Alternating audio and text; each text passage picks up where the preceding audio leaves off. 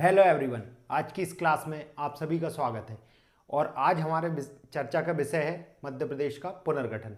तो आज हम जानेंगे कि मध्य प्रदेश किस तरह अस्तित्व में आया, फिर उसका कैसा गठन हुआ और फिर कैसे पुनर्गठन हुआ। आज प्राचीन काल से लेकर हम पूरे 52 जिलों की कहानी को एक टाइमलाइन के माध्यम से समझेंगे, जो कि मैंने एक चार्ट बनाकर रखा है। और नेक्स्ट लेक्चर से हम इसको 5 चरणों में पढ़ेंगे हम, और नेक्स्ट लेक्चर से हम पूरे मानचित्र के माध्यम से, मैप के माध्यम से हम एक एक डिटेल जानेंगे। लेकिन उससे पहले हमें उसकी टाइमलाइन पता होना जरूरी है कि 52 जिले कैसे बने थे। फिर उसके अंदर हम डीप में जाएंगे, देखेंगे कि कितनी रियासतें थी, वहाँ के कौन कौन मुख्यमंत्री बने थे, अंग्रेजों के प्रांत कौन कौन से थे और उस टाइम प्रधानमंत्री कौन था। ये सभी चीज़ों को हम डिटेल से नेक्स्ट लेक्चर में पढ़ेंगे। लेकिन अभी हम टाइमलाइन जान लेते हैं, जिससे हमें एक ओवरव्यू मिल जाएगा कि मध्य प्रदेश का पुनर्गठन कैसे हुआ था, जिससे हम आगे के जो 5 लेक्चर आएंगे उनको बहुत आसानी से समझ पाएंगे और हमें पूरा पुनर्गठन याद हो जाएगा। अब देखिए, स्टार्ट करते हैं। जैसा कि हम मध्य प्रदेश के पुनर्गठन को 5 चरणों में पढ़ने वाले। कैसे कि अब हम देखेंगे प्राचीन काल में मध्य प्रदेश की क्या स्थिति थी। प्राचीन काल से ब्रिटिश काल तक देखेंगे, फिर अंग्रेजों का आगमन होगा, उस समय से हमारी आज़ादी के पूर्व तक। अंग्रेज कब तक रहे? आज़ादी तक। आज़ादी के पूर्व तक क्या स्थिति थी, फिर आज़ादी मिलने के बाद हमारे मध्य प्रदेश में क्या परिवर्तन किए गए, तब क्या स्थिति थी मध्य प्रदेश की। उसके उपरांत हम देखेंगे 1956 में पुनर्गठन क्यों किया गया। जब आज़ादी के बाद मध्य प्रदेश को बना दिया गया था, मतलब उसमें परिवर्तन कर दिए गए थे, तो फिर 1956 में क्यों ज़रूरत पड़ी। और उसके पश्चात फिर हम देखेंगे 1956 से 2000 तक की स्थिति कि मध्य प्रदेश के क्षेत्र में क्या क्या परिवर्तन हुए, और उसके बाद 2000 से अभी वर्तमान तक 52 जिले कैसे बने। यह हम 5 चरणों में इसी तरह पढ़ेंगे और मैप के माध्यम से, वो अगले 5 लेक्चरों में। लेकिन अभी हम पूरी टाइमलाइन समझ लेते हैं कि 52 जिलों का अस्तित्व कैसे आया। पहले तो मध्य प्रदेश का अस्तित्व कैसे आया। अब देखिए, हम पहले बात करते हैं प्राचीन काल। प्राचीन काल से ब्रिटिश काल तक की बात करते हैं। तो प्राचीन काल में मध्य प्रदेश का कोई भी अस्तित्व नहीं था, आप यह बात ध्यान रखें। प्राचीन काल में क्या था? हमारा अखंड भारत था। अब प्राचीन काल के कुछ साक्ष्य और से हमें प्रमाणित होता है कि हाँ, मध्य प्रदेश के क्षेत्र में ये चीज़ें मिली थी, इससे मतलब मध्य प्रदेश भी होगा। जैसे जैसे हम बात कर ले तो सबसे पहले हथनौरा। हथनौरा एक जगह थी जहाँ पर क्या मिला है? एक मानव का कपाल मिला है, मतलब स्कल मिला है। उसे नर्मदा मानव कहा जाता है। हथनौरा बुधनी सीहोर में एक जगह है, वहाँ पर एक साक्ष्य यह मिलता है कि हाँ भाई, तो मानव था। उसके बाद हमें क्या मिलता है? हमें रहने का निवास स्थान का पता लगता कहाँ से? भीमबेटका रायसेन में है, जो कि वहाँ से अब मानव मिल गए, उनके निवास मिल गए। फिर उसके बाद वह खेती करना सीखा उन्होंने और पशुपालन सीखा, तो उसके भी हमें साक्ष्य कहाँ से मिले? आदमगढ़ से मिले। यह प्राचीन काल का समय था। अब उसके बाद क्या हुआ? ग्राम बने, जनपद बने, महाजनपद काल आया। और महाजनपद काल में हमें एक चेदी और एक अवंती, बुंदेलखंड क्षेत्र में थी चेदी और अवंती उज्जैन क्षेत्र में, जिसमें मौर्य काल में अशोक अवंती के राज्यपाल भी बनाए गए थे। अब देखिए, 2 महाजनपद हो गई, राजाएं होने लगे, फिर उन्होंने अपना क्षेत्र बढ़ाया। फिर इसी तरह मध्यकाल आया। मध्यकाल में शासन रहा, जैसे राजा भोज हो गए, हमारे अकबर हो गए, शेरशाह सूरी, इनके अंतर्गत मध्य प्रदेश का कुछ हिस्सा या कुछ क्षेत्र आया था। अब देखिए फिर क्या हुआ? जब जहांगीर से परमिट ले ली थी किसी ने? अंग्रेजों ने ले ली थी। उसके बाद अंग्रेजों का आगमन प्रारंभ हो गया। तो उससे पूर्व क्या स्थिति थी? राजाओं का मध्य प्रदेश का जो क्षेत्र था, मध्य प्रदेश नामक राज्य अस्तित्व में नहीं था, पर जो मध्य प्रदेश का क्षेत्र था हम वर्तमान में जो देखते हैं, उसमें क्या था? उसमें किसका, जो मध्य प्रदेश देखते हैं हम वर्तमान का, उसमें उसमें किसका शासन था?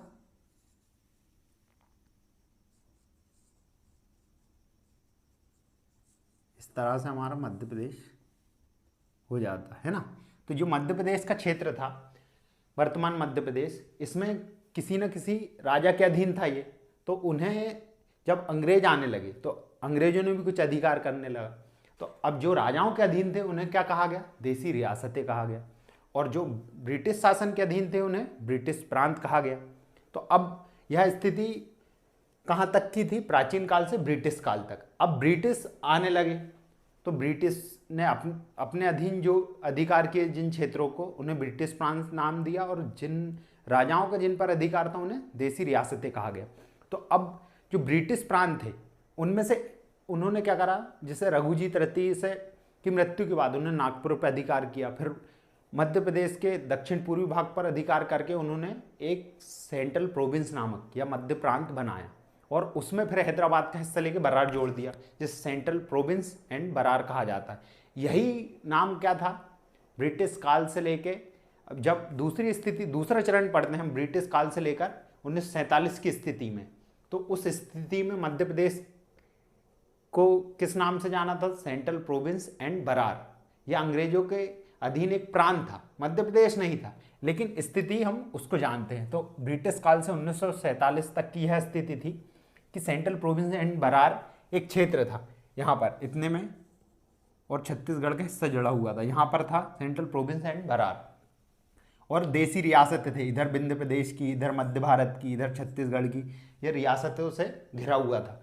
तो ब्रिटिश काल से 1947 तक या स्वतंत्रता पूर्व क्या किस मध्य प्रदेश को किस नाम से जाना जाता था, सेंट्रल प्रोविंस एंड बरार, और इसका केंद्र क्या हुआ करता था, नागपुर। अब देखिए, जब यह स्थिति कब की पढ़ी हमने, ब्रिटिश काल से 1947 तक, मतलब आज़ादी से पूर्व।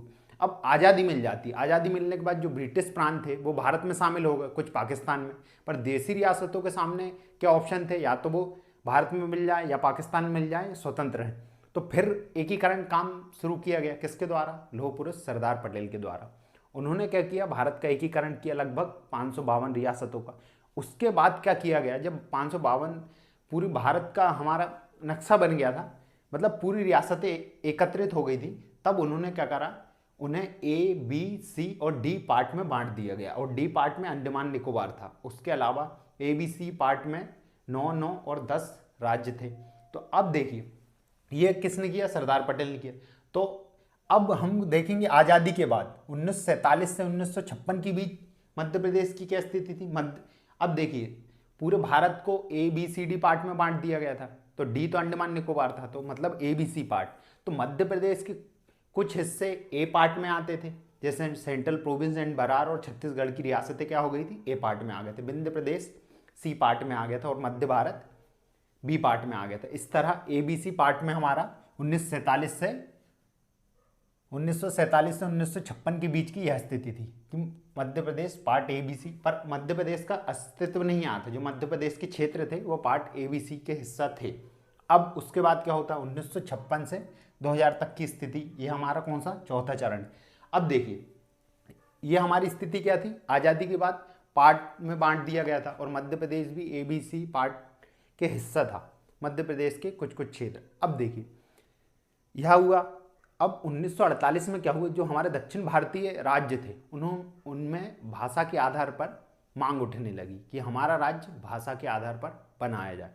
तो अब क्या हुआ, यह मांग चली, तो इसको मद्देनजर रखते हुए भारत सरकार ने क्या करा, 1948 में एक आयोग बनाया, धर आयोग, और उससे अनुशंसा ली गई।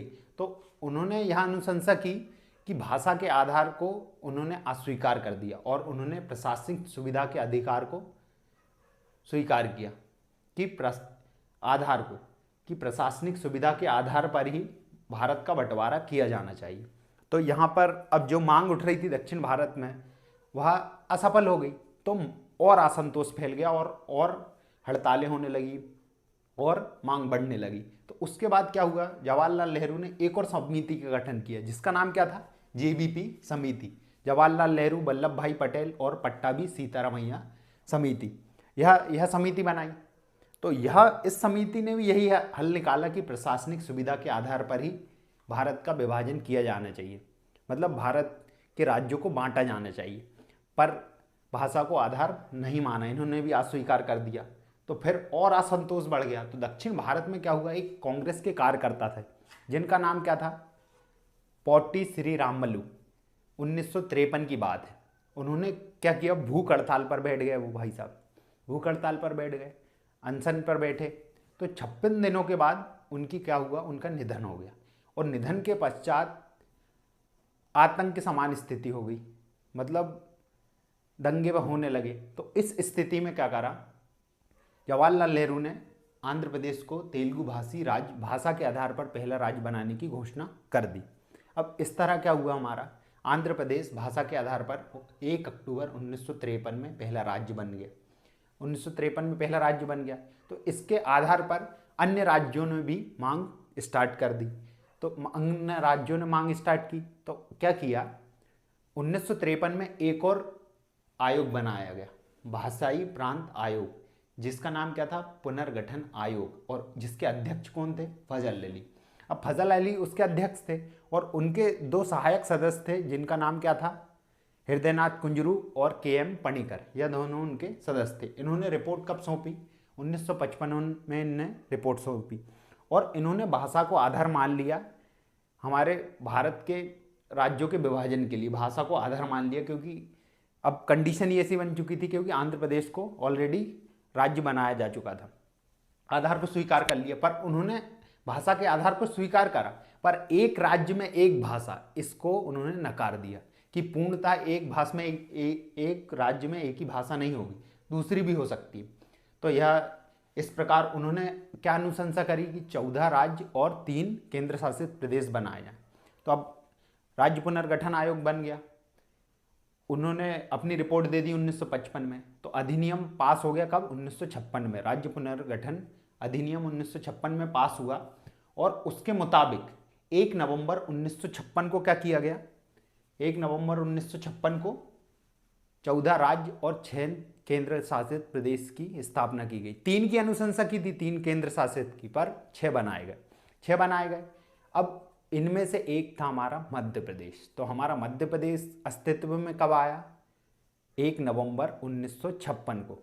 और कैसा है ये देखिए, ये तो वर्तमान मध्य प्रदेश है, और इसमें छत्तीसगढ़ जोड़ दिया जाए तो इस तरह से हमारा मध्य प्रदेश आ जाता है। इस तरह छत्तीसगढ़ और मध्य प्रदेश दोनों, यह हमारा पूरा मध्य प्रदेश था जो 1956 में अस्तित्व में आया था। 1956 में इसमें कुछ जैसे एबीसी पार्ट में थे, इसमें एबीसी पार्ट में कुछ कुछ संशोधन किए गए थे। जैसे सुनील टप्पा मंदसौर का था, उसको राजस्थान को दे दिया गया, सिरौन तहसील राजस्थान से ले ली गई, और महाराष्ट्र के 8 जिले थे जो मराठी भाषी थे, वो महाराष्ट्र को दे दिए गए, कुछ नीचे इधर बरार के भाग के, और यहाँ सुनील टप्पा और यहाँ सुरंज ले ली गई।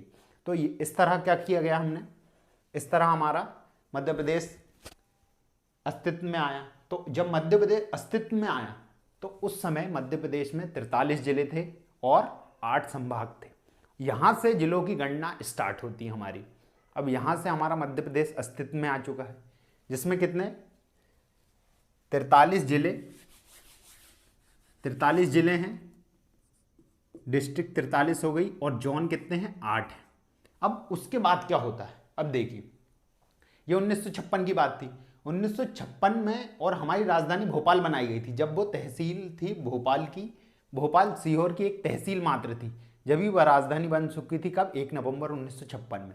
अब क्या होता है 1956 के बाद 1972 में 2 जिले बनाए जाते हैं मध्य प्रदेश के अंदर, एक भोपाल जो सीहोर की तहसील था, और एक राजनांदगांव जो कि दुर्ग से निकाल कर बनाया गया था। 2 जिले बनाए गए, तो 43 प्लस 2 जिले कितने हो जाते हैं हमारे, 45 जिले हो जाते हैं। यहाँ पे कितने हो जाते हैं, 45, कब, 1972 की स्थिति में 45 जिले हो गए हमारे। अब 1972 में 45 जिले हो गए और संभाग 8 ही थे।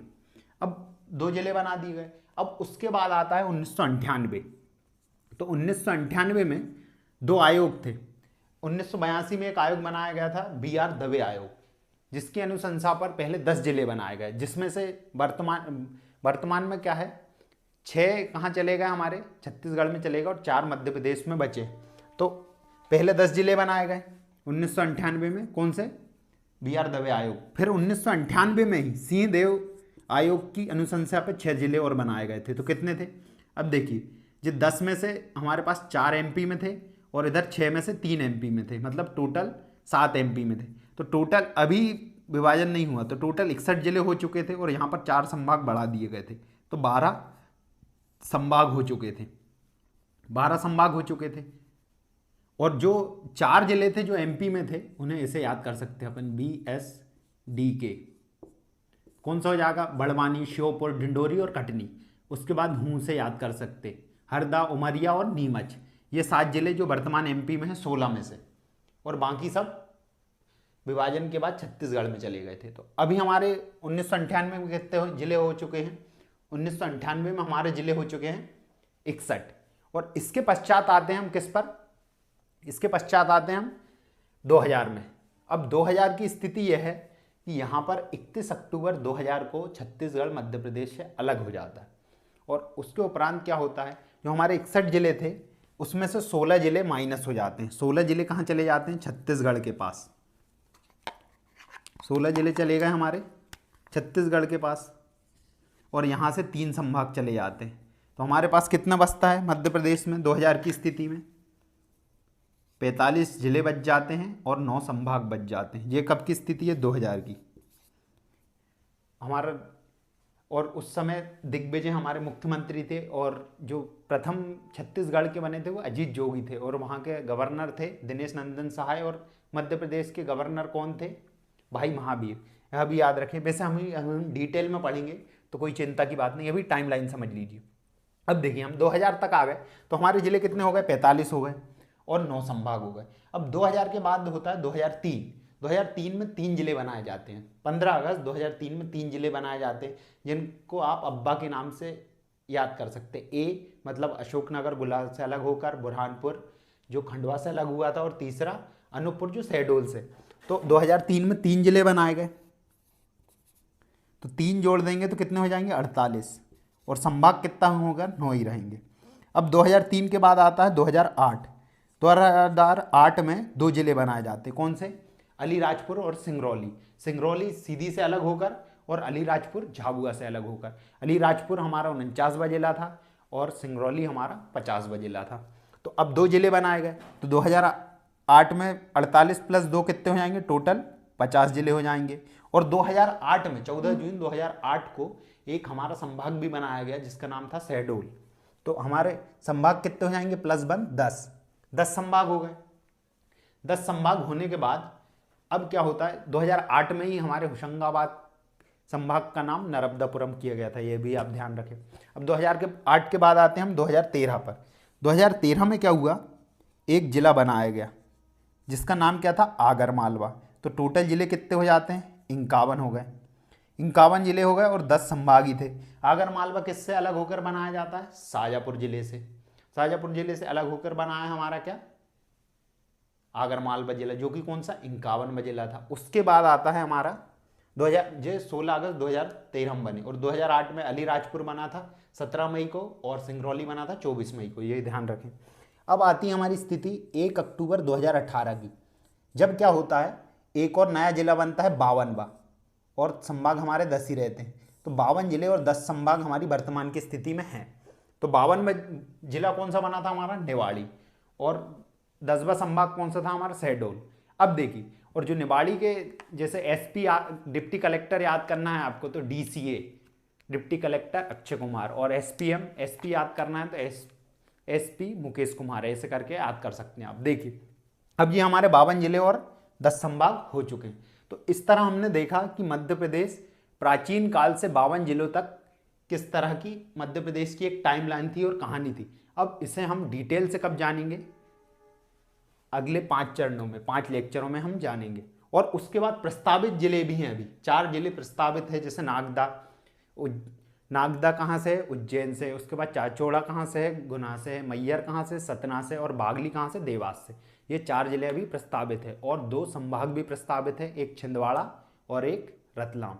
इस तरह हमारा पूरी टाइमलाइन हमने समझ ली कि मध्य प्रदेश का पुनर्गठन कैसे हुआ था। अब इन्हें हम डिटेल में 5 चरणों में 5 लेक्चर के माध्यम से जानेंगे। उम्मीद करता हूँ आपको यह लेक्चर समझ में आया होगा, और पेन कॉपी का उपयोग जरूर करें, क्योंकि मैं सारे तथ्य लिखना यहाँ पर संभव नहीं है। धन्यवाद। नेक्स्ट लेक्चर मिलते हैं फिर से पुनर्गठन के साथ। हेलो एवरीवन, आज की इस क्लास में आप सभी का स्वागत है, और आज हम पढ़ेंगे मध्य प्रदेश के पुनर्गठन के बारे में, और उसका यह पहला पार्ट है। इससे पूर्व हमने उसका रिव्यू लिया था कि किस प्रकार कि पूरा मध्य प्रदेश मतलब प्राचीन काल से वर्तमान तक 52 जिले कैसे निर्माण हुए, वो ओवरव्यू था। अब इसका गहन अध्ययन करेंगे 1 बाय 1 कि यह प्राचीन काल से ब्रिटिश काल तक कैसा था, ब्रिटिश काल से स्वतंत्रता के पूर्व तक कैसा था, और स्वतंत्रता के बाद, फिर 1956 में पुनर्गठन के बाद, फिर 2000 में पुनर्गठन के बाद, और अंततः फिर जो जिलों के निर्माण हुए 2000 के बाद, 2003, 13, 18, इनमें जो 52 जिले बने पूरे, समस्त जिलों को हम वन बाय वन पढ़ेंगे। तो आज हम पढ़ने वाले हैं प्राचीन काल से ब्रिटिश काल तक। देखते हैं क्या होता। अब देखिए, तो सर्वप्रथम हम जान लेते हैं कि जब ये हमारा वर्तमान मध्य प्रदेश है, जब प्राचीन काल में कोई मध्य प्रदेश का अस्तित्व नहीं था। तो अब देखिए, पहले हम देखते हैं ब्रह्मांड का निर्माण कैसे हुआ, उसके बाद हम मध्य प्रदेश तक आएंगे।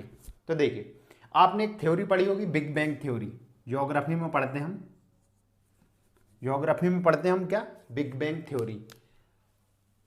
उसके अनुसार क्या होता है कि ब्रह्मांड का समस्त पदार्थ और ऊर्जा एक पॉइंट पर केंद्रित होती है, एक पॉइंट पर केंद्रित होती है, और उसमें क्या होता है, एक महाविस्फोट होता है। तो इसे बिग बैंग थ्योरी कहा गया, या महाविस्फोट का सिद्धांत।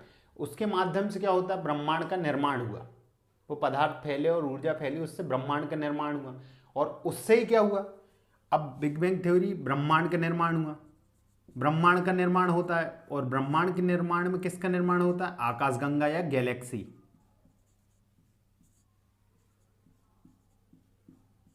कई संख्या में आकाशगंगाओं का निर्माण हुआ।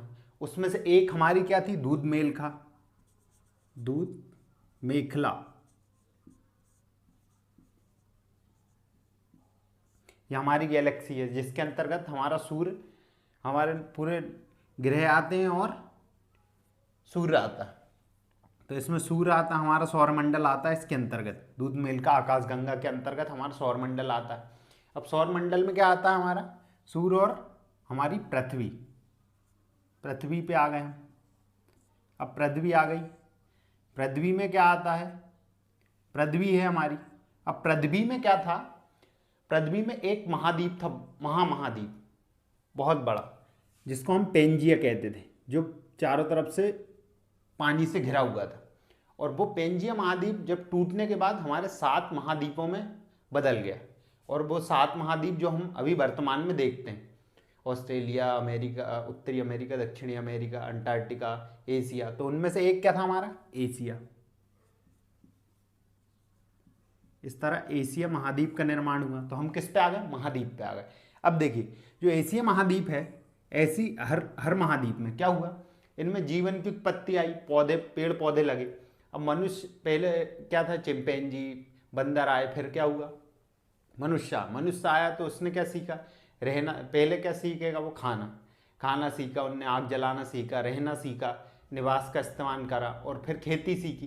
खेती पहले कैसे करते थे, स्थानांतरित या झूम कृषि कहते हैं जिसको, मतलब मौसम के हिसाब से परती भूमि छोड़ दिया करते थे, फिर दूसरे स्थान पे जाकर रहा करते थे। फिर उन्होंने क्या करा, नदियों के किनारे रहना शुरू कर दिए। उसके माध्यम से क्या करते थे वो, फिर बस्तियां बसाने लगे, बस्तियां बसाई उन्होंने। फिर विभिन्न समुदाय हो गए कि जैसे इस बस्ती के लोग इस तरह का रहन सहन, खाना पीना ऐसा होता था, फिर अलग बस्तियां बसने लगी। ऐसे करके क्या, ग्राम का निर्माण हुआ। ग्राम से क्या हुआ, फिर जनपद हुई, फिर महाजनपद हुई, फिर ऐसे सीमाएं तय करने लगी। तो इस पर जैसे एशिया महाद्वीप है, अब इसमें फिर क्या हुआ, सीमाएं तय होने लगी। राजा महाराजा ये सब आए, इन्होंने क्या करा, फिर सीमाएं तय कर दी और देश का निर्माण कर दिया। तो इस तरह हमारा भारत का निर्माण हुआ। किस पे आ गए हम, भारत पर। अब भारत है, अब भारत के अंतर्गत हम क्या पढ़ेंगे, मध्य प्रदेश।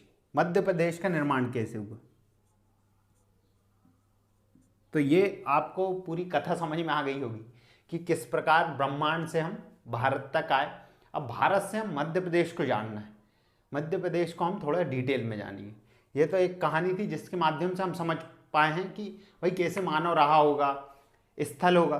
भाई अब ब्रह्मांड है, उसमें महाद्वीप बटे हुए, तो स्थल तो सब जगह है। अब देश किसने बनाए, देश तो राजाओं, मानव बनाता है ना, मानव ने अपने सीमाएं निर्धारण कर ली कि हाँ इस सीमा में हमारा देश, इस सीमा में हमारा देश। तो उसी प्रकार हमारा देश भारत था, अखंड भारत। अब उसमें सीमाएं कैसे बटी, वितरित की गई, अब वहाँ हम पढ़ेंगे। और पुनर्गठन में हम यही जानने वाले हैं कि किस तरह मध्य प्रदेश अस्तित्व में आया, फिर उसका गठन हुआ, फिर उसके बाद पुनर्गठन हुआ, फिर पुनः पुनर्गठन हुआ। अब देखिए, अब हम भारत देश पे आ गए। तो भारत देश में था प्राचीन काल में,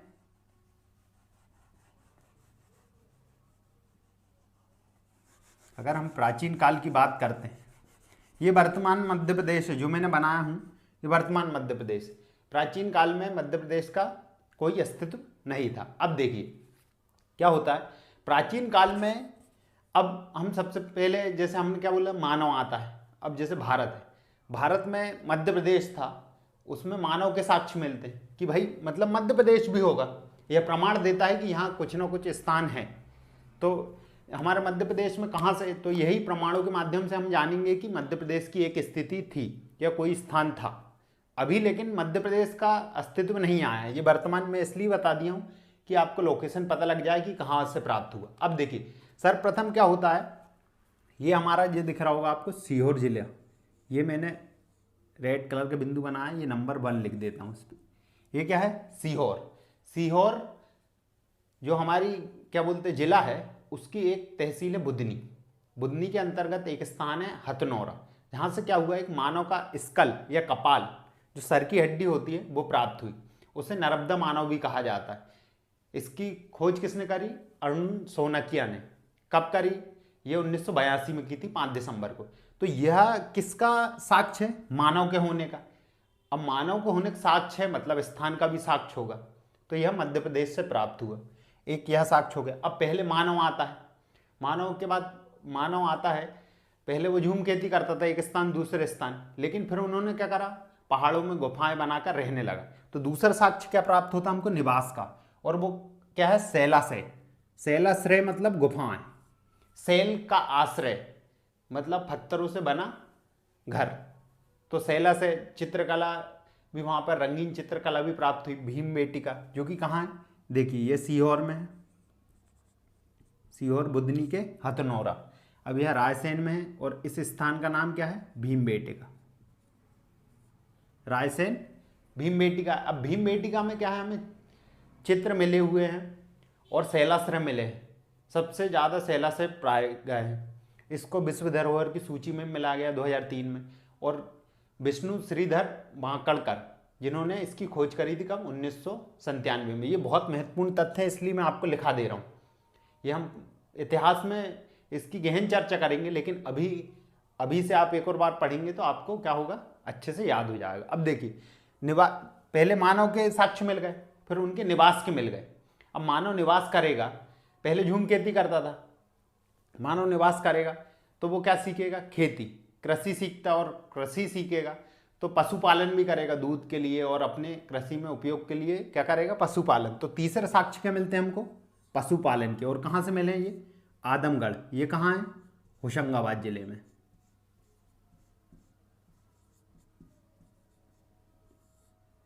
होशंगाबाद जिले में किसके साक्ष्य मिले हमें, पशुपालन और कृषि के साक्ष्य मिले। तो ये देखिए, ये मध्य प्रदेश के होने का प्रमाण है, ये सब साक्ष्य। तो अब इसी प्रकार हम आगे आते, तो ये प्राचीन काल है, जैसे मध्य पाषाण काल और पाषाण काल की प्राग ऐतिहासिक। ये आपका क्वेश्चन है कि आप पता करके आएंगे कि भीमबेटिका, आदमगढ़ और हमारा हथनौरा ये किस समय के, क्योंकि ये एमपीपीएससी में क्वेश्चन पूछ लिया जाता है किस समय का, मध्य पाषाण काल, नवपाषाण काल, जैसे आग की खोज कब हुई, नवपाषाण। तो ये आपको पता करना है, ये आपके लिए क्वेश्चन है। अब देखिए, जब हमने प्राचीन काल में देख लेते हैं, उसके बाद किस पे आते हैं हम, उसके बाद आते हैं हम वैदिक काल पे। वैदिक काल में क्या बताया गया, जो दक्षिणापथ था और रेवोत्तर, इसके रूप में किसको, मध्य प्रदेश की स्थिति को माना गया है। जैसे अब रेवोत्तर क्या है, रेवोत्तर नर्मदा नदी को पहले रेवा नदी कहा जाता है। तो जो नर्मदा नदी बहती है अपनी, इसके उत्तर वाला भाग, उसे क्या कहते हैं, उसे मध्य प्रदेश की स्थिति समझा जाता था वैदिक काल में। उसके बाद हम किस पे आते हैं, हम आते हैं मनुस्मृति में। तो मनुस्मृति में जो हिमालय पर्वत था हमारा, जैसे यहाँ पर भारत बना ले हम, भारत में हिमालय इधर है, हिमालय और विंध्याचल पर्वत मध्य प्रदेश में, इन दोनों के बीच की स्थिति को मध्य प्रदेश की स्थिति या मध्य भारत समझा जाता था। अब देखिए, हमने देख ली। अब ये क्या बोलते हैं, वैदिक काल, मनुस्मृति देख लिया। इससे पूर्व हम ऐतिहासिक काल के बाद ताम्र भी देख सकते थे। जैसे पाषाण काल में क्या था, नाबदा टोली, उसके बाद हमारा काय था, एरन, इन सब के भी साक्ष्य मिले। जैसे एरन हमारा सागर में हो गया, काय था हमारा उज्जैन में हो गया। ये ताम्रपाषाण कालीन, इसी इतिहास के विभिन्न हमें साक्ष्य प्राप्त हुए। लेकिन हम यहाँ पर कुछ महत्वपूर्ण पढ़ रहे हैं जिससे हमें स्थिति और लोकेशन का पता लग जाए कि मध्य प्रदेश था। पर मध्य प्रदेश का भी कोई अस्तित्व नहीं है, बस यह स्थान है जो हमें इसके प्रमाण देते हैं, जो साक्ष्य के रूप में प्रस्तुत है। अब देखिए, इसके बाद हमने क्या पढ़ लिया था, मनुस्मृति। मनुस्मृति के बाद क्या आता है, जैसे ग्वालियर किला भी पता लगता है हमको, राजा सूरसेन ने इसकी निर्माण करवाया था ग्वालियर में, ग्वालियर का मिलता है। अब देखिए उसके बाद क्या, 6वीं शताब्दी आती, उसमें 2 ग्रंथ थे, भगवती सूत्र और आगुंतर निकाय।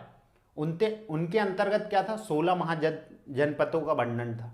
तो 16 जो हमारा भारत का मैप बना सकता था मैं, लेकिन बनाया नहीं मैंने, ताकि मध्य प्रदेश के हमें लोकेशन याद रहे, क्योंकि ये मध्य प्रदेश से ही संबंधित है। अब देखिए जो 16 महाजनपद थी, उनमें से जो 2 महाजनपद थी, चेदी और अवंती, उनका उल्लेख हमारे मध्य प्रदेश में मिलता है। चेदी जो बुंदेलखंड का क्षेत्र है ना जितना, उसके अंतर जो चेदी महाजनपद के अंतर्गत आता था। और ऐसी अवंती दूसरी जनपद थी, महाजनपद, जिसके अंतर्गत जो उज्जैन का क्षेत्र पूरा आता था, महेश्वर का।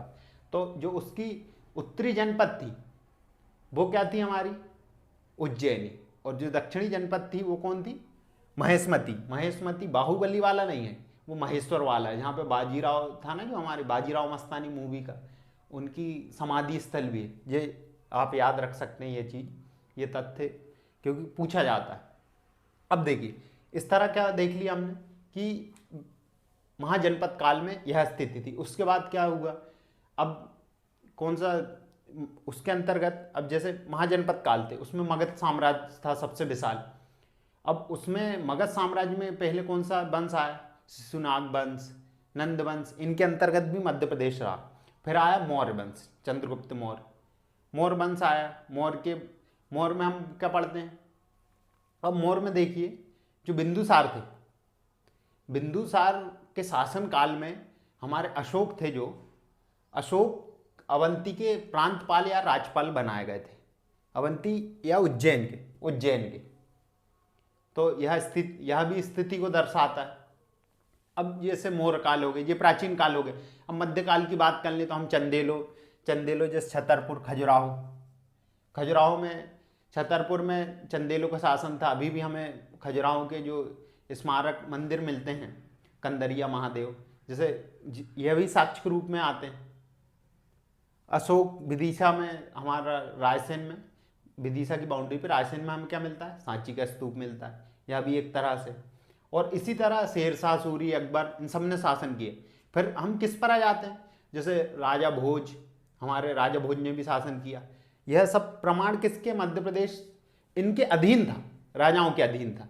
देखो पहले मानव आया, उनने क्या करा, खाना सीखा, निवास स्थल सीखा, फिर वो अपना एरिया बढ़ाते गया, हम अपने क्षेत्रफल बढ़ाते गए, सीमाएं बढ़ाते गए। फिर ग्राम आए, जनपद आई, फिर महाजनपद आई। फिर महाजनपद में राजा होने लगे, और राजाओं ने अपना क्षेत्र बढ़ाना प्रारंभ किया और अपनी सीमाएं बढ़ाना। तो किसी न किसी के मध्य प्रदेश अधीन था। अब ये मध्यकाल की बात हो गई। अब जैसे जहांगीर के काल में क्या हुआ, फिर अंग्रेजों का आगमन हुआ, अंग्रेज आए। अब देखो पहले से क्या था, हमारा मध्य प्रदेश किसी न किसी राजा के अधीन था, राजा के अधीन था। तो राजा के अधीन तो उन्हें क्या बोली जाती है, देसी रियासतें।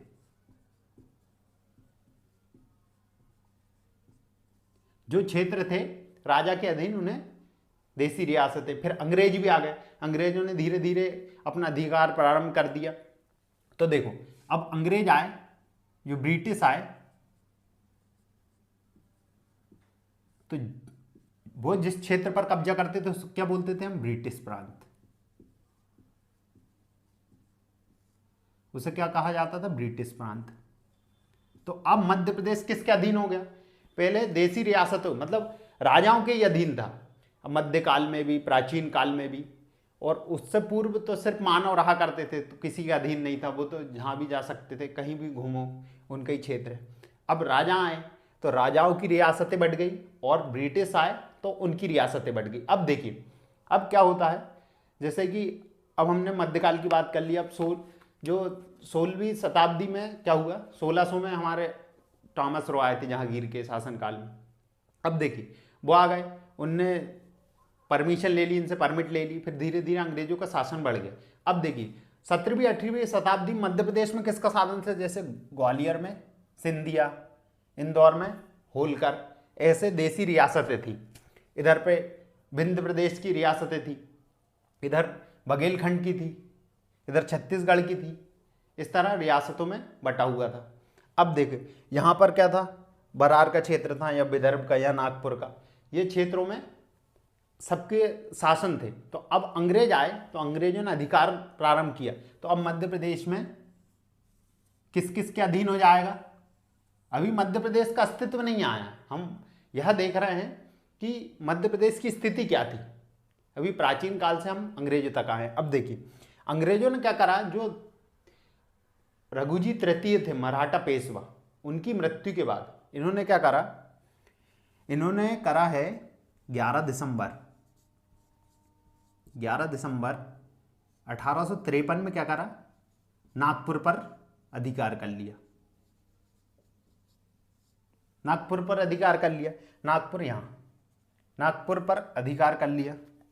नागपुर को हम दर्शा देते हैं, जैसे नागपुर मान लीजिए यहाँ। अब देखिए नागपुर पर अधिकार कर लिया, और 1854 में इन्होंने क्या करा, इन्होंने समस्त ये मध्य प्रदेश के पूर्वी दक्षिण पूर्वी भाग, जो दक्षिण पूर्वी भाग था, यहाँ से मान लीजिए आप, ये दक्षिण पूर्वी भाग पर पूरे पर कब्जा कर लिया या अधिकार कर लिया। अब इन्होंने क्या करा, 2 नवंबर 1861 को इसका नाम क्या दिया,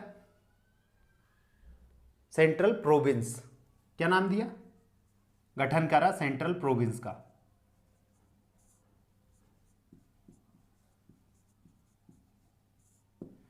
तो यह क्वेश्चन भी आता है, अंग्रेजों ने नागपुर पर कब कर लिया, 11 दिसंबर 1853। उसके बाद पूरे दक्षिण पूर्वी भाग पर कब अपना अधिकार कर लिया। उसके बाद इन्होंने क्या करा, 2 नवंबर को central province only, central province 2 नवंबर 1861 को इसका गठन किया। अब देखिए इसके बाद क्या करते हैं, इसके बाद इन्होंने क्या करा, 24 अक्टूबर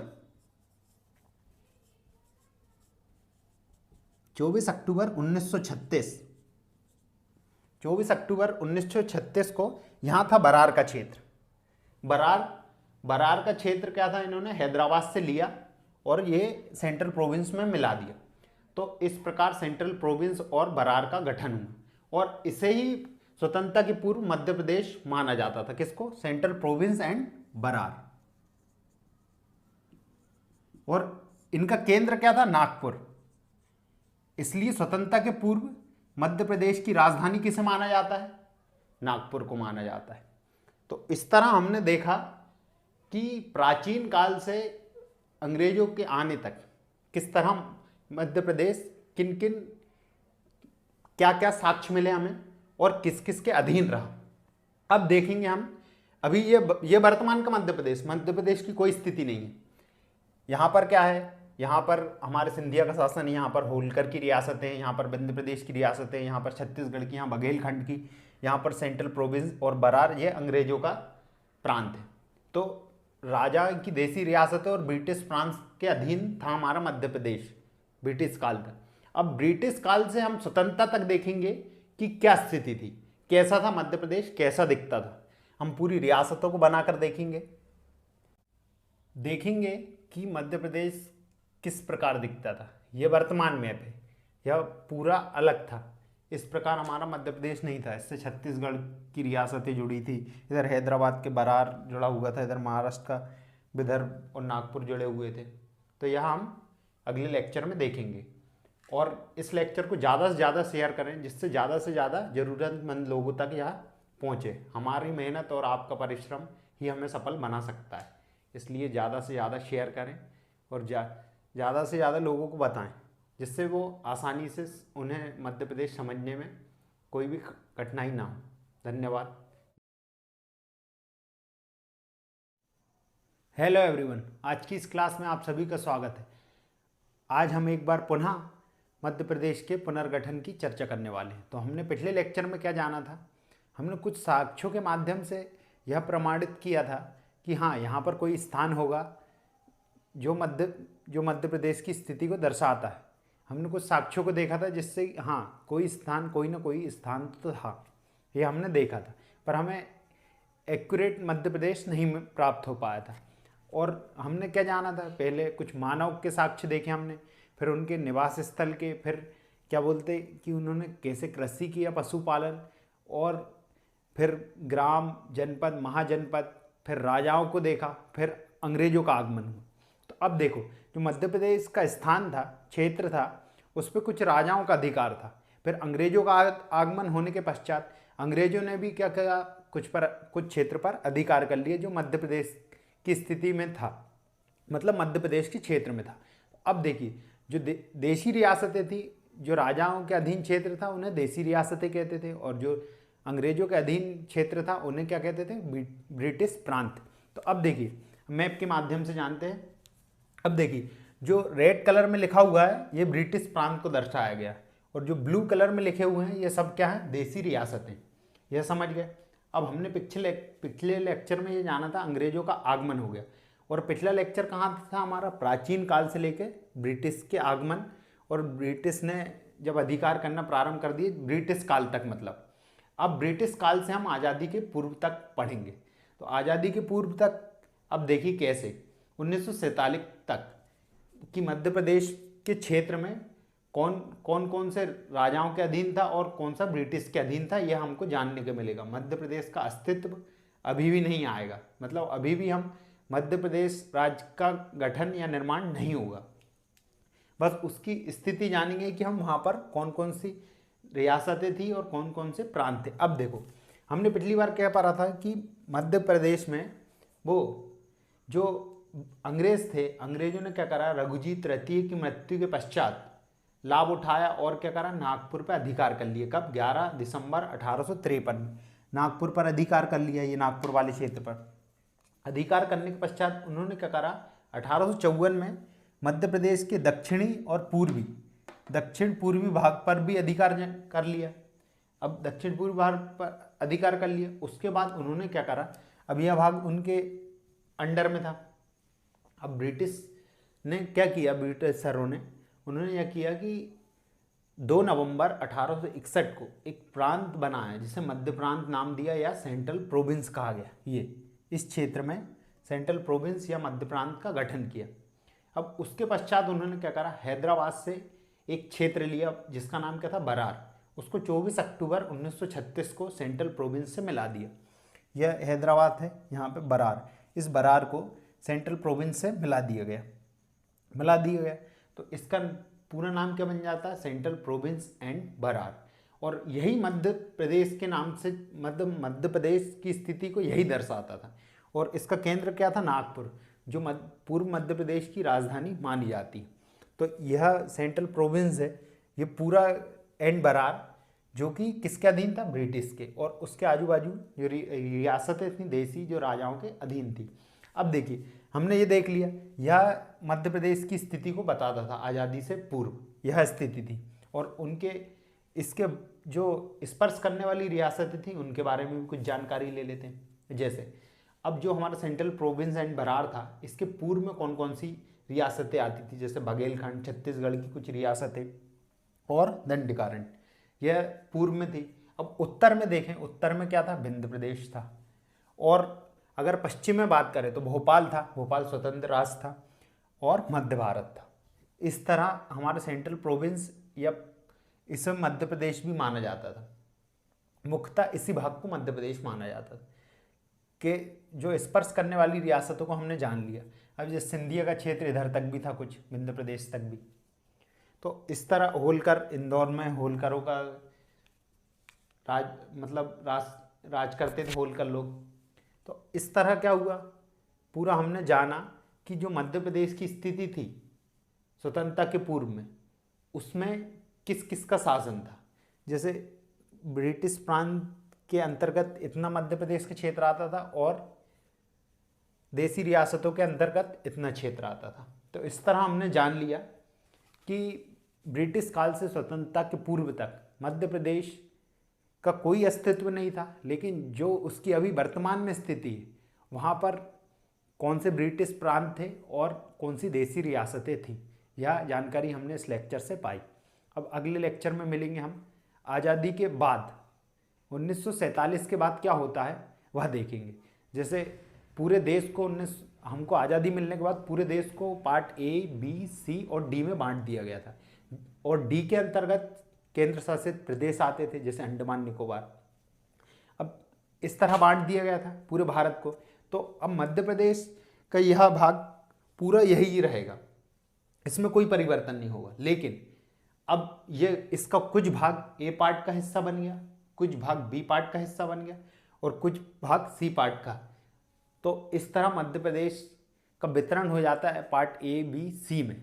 तो यहाँ हम देखेंगे नेक्स्ट लेक्चर में कि किस तरह वह वितरण हुआ था। बस इसका नक्शा कोई चेंज नहीं होगा, बस यह पार्ट में जाएगा, क्योंकि 4 पार्ट में बांटा गया था पूरा देश। तो चौथा पार्ट तो अंडमान निकोबार है, तो वह इसमें मिलेगा नहीं। मतलब क्या मिलेंगे, ए, बी, सी, यह तीनों पार्ट मिलेंगे। तो अब हम नेक्स्ट लेक्चर में देखेंगे वह किस प्रकार थे। धन्यवाद। हेलो एवरीवन, आज की इस क्लास में आप सभी का स्वागत है। एक बार पुनः हम चर्चा करने वाले हैं मध्य प्रदेश के पुनर्गठन की। तो हमने पिछली क्लासों में क्या पढ़ा था? सबसे पहले हमने मध्य प्रदेश की एक स्थिति जानी थी। उसके बाद हमने यह जाना था कि राजाओं के अधीन जो क्षेत्र था मध्य प्रदेश का, और उसके बाद अंग्रेज़ों का आगमन हुआ था और अंग्रेज़ों ने भी मध्य प्रदेश का कुछ क्षेत्र अपने अधीन कर लिया था। तो वह चीज़ हमने देखी थी। तो यहाँ पर देखा था हमने सेंट्रल प्रोविंस एंड बरार, इतना क्षेत्र देखा था, और उसके जो स्पर्श करने वाली रियासतें थी, देसी रियासतें, उनको जाना था हमने। तो पूर्णतः इसी प्रकार था हमारा नक्शा। और यह स्थिति कब थी? आज़ादी से पूर्व या स्वतंत्रता से पूर्व तक की, 1947 तक की, जब मध्य प्रदेश राज्य अस्तित्व में नहीं था। और स्वतंत्रता के पश्चात क्या होता, अब हम जानेंगे। देखिए, हमारा स्वतंत्रता अधिनियम 1947 आया, उसके अंतर्गत क्या भारत और पाकिस्तान 2 डोमिनियन बनाई गई थी। तो जो पाकिस्तान के अंतर्गत ब्रिटिश प्रांत थे वो पाकिस्तान में मिल गए, और जो हिंदुस्तान में या भारत में थे वो भारत में मिल गए। पर जो देसी रियासतें थी उनके पास 3 ऑप्शन थे, या तो भारत में मिल जाए, या पाकिस्तान में मिल जाए, या स्वतंत्र है। तो भारत में लगभग 552 रियासतें थी। अब भारत के एकीकरण का काम किसे दिया गया? यह जिम्मा उठाया सरदार पटेल ने, जो कि लौह पुरुष कहे जाते हैं, और जो हमारे पहले उप प्रधानमंत्री भी थे। अब देखिए, इन्होंने क्या करा, समस्त हमारी रियासतों को मिला लिया भारत में, परंतु जम्मू कश्मीर, जूनागढ़ और हैदराबाद, ये रियासतों, जैसे हैदराबाद के नवाब ने मना कर दिया, पर इन्हें भी अंत में किसी न किसी तरीके से मिला लिया गया। जैसे जम्मू कश्मीर को विलय पत्र से, जूनागढ़ को जनमत संग्रह से, और हैदराबाद को पुलिस कार्रवाई से, ऑपरेशन पोलो जिसे कहा जाता है, इस तरह से मिला लिया। ऐसी हमारा मध्य प्रदेश में भोपाल ने भी इनकार किया था, परंतु 1 जून 1949 को वह भी हमारे भारत में शामिल हो गए। तो इस तरह एकीकरण हुआ। अब देखिए, एकीकरण के बाद क्या हुआ, जब हमारा देश की सभी रियासतें और ब्रिटिश प्रांत मिल चुके थे, तो हमारे देश को 4 भागों में बांटा गया। अब 4 भाग कौन कौन से थे? Part A, part B, part C और पार्ट डी। अब देखिए, पार्ट ए में कितने राज्यों को रखा गया? 9। पार्ट बी में भी 9, पार्ट सी में 10 और पार्ट डी में 1। अब जो पार्ट डी में 1 था वो था अंडमान निकोबार, अंडमान एंड निकोबार, यह था। अब जो पार्ट ए में रखे गए वो थे ब्रिटिश के अधीन,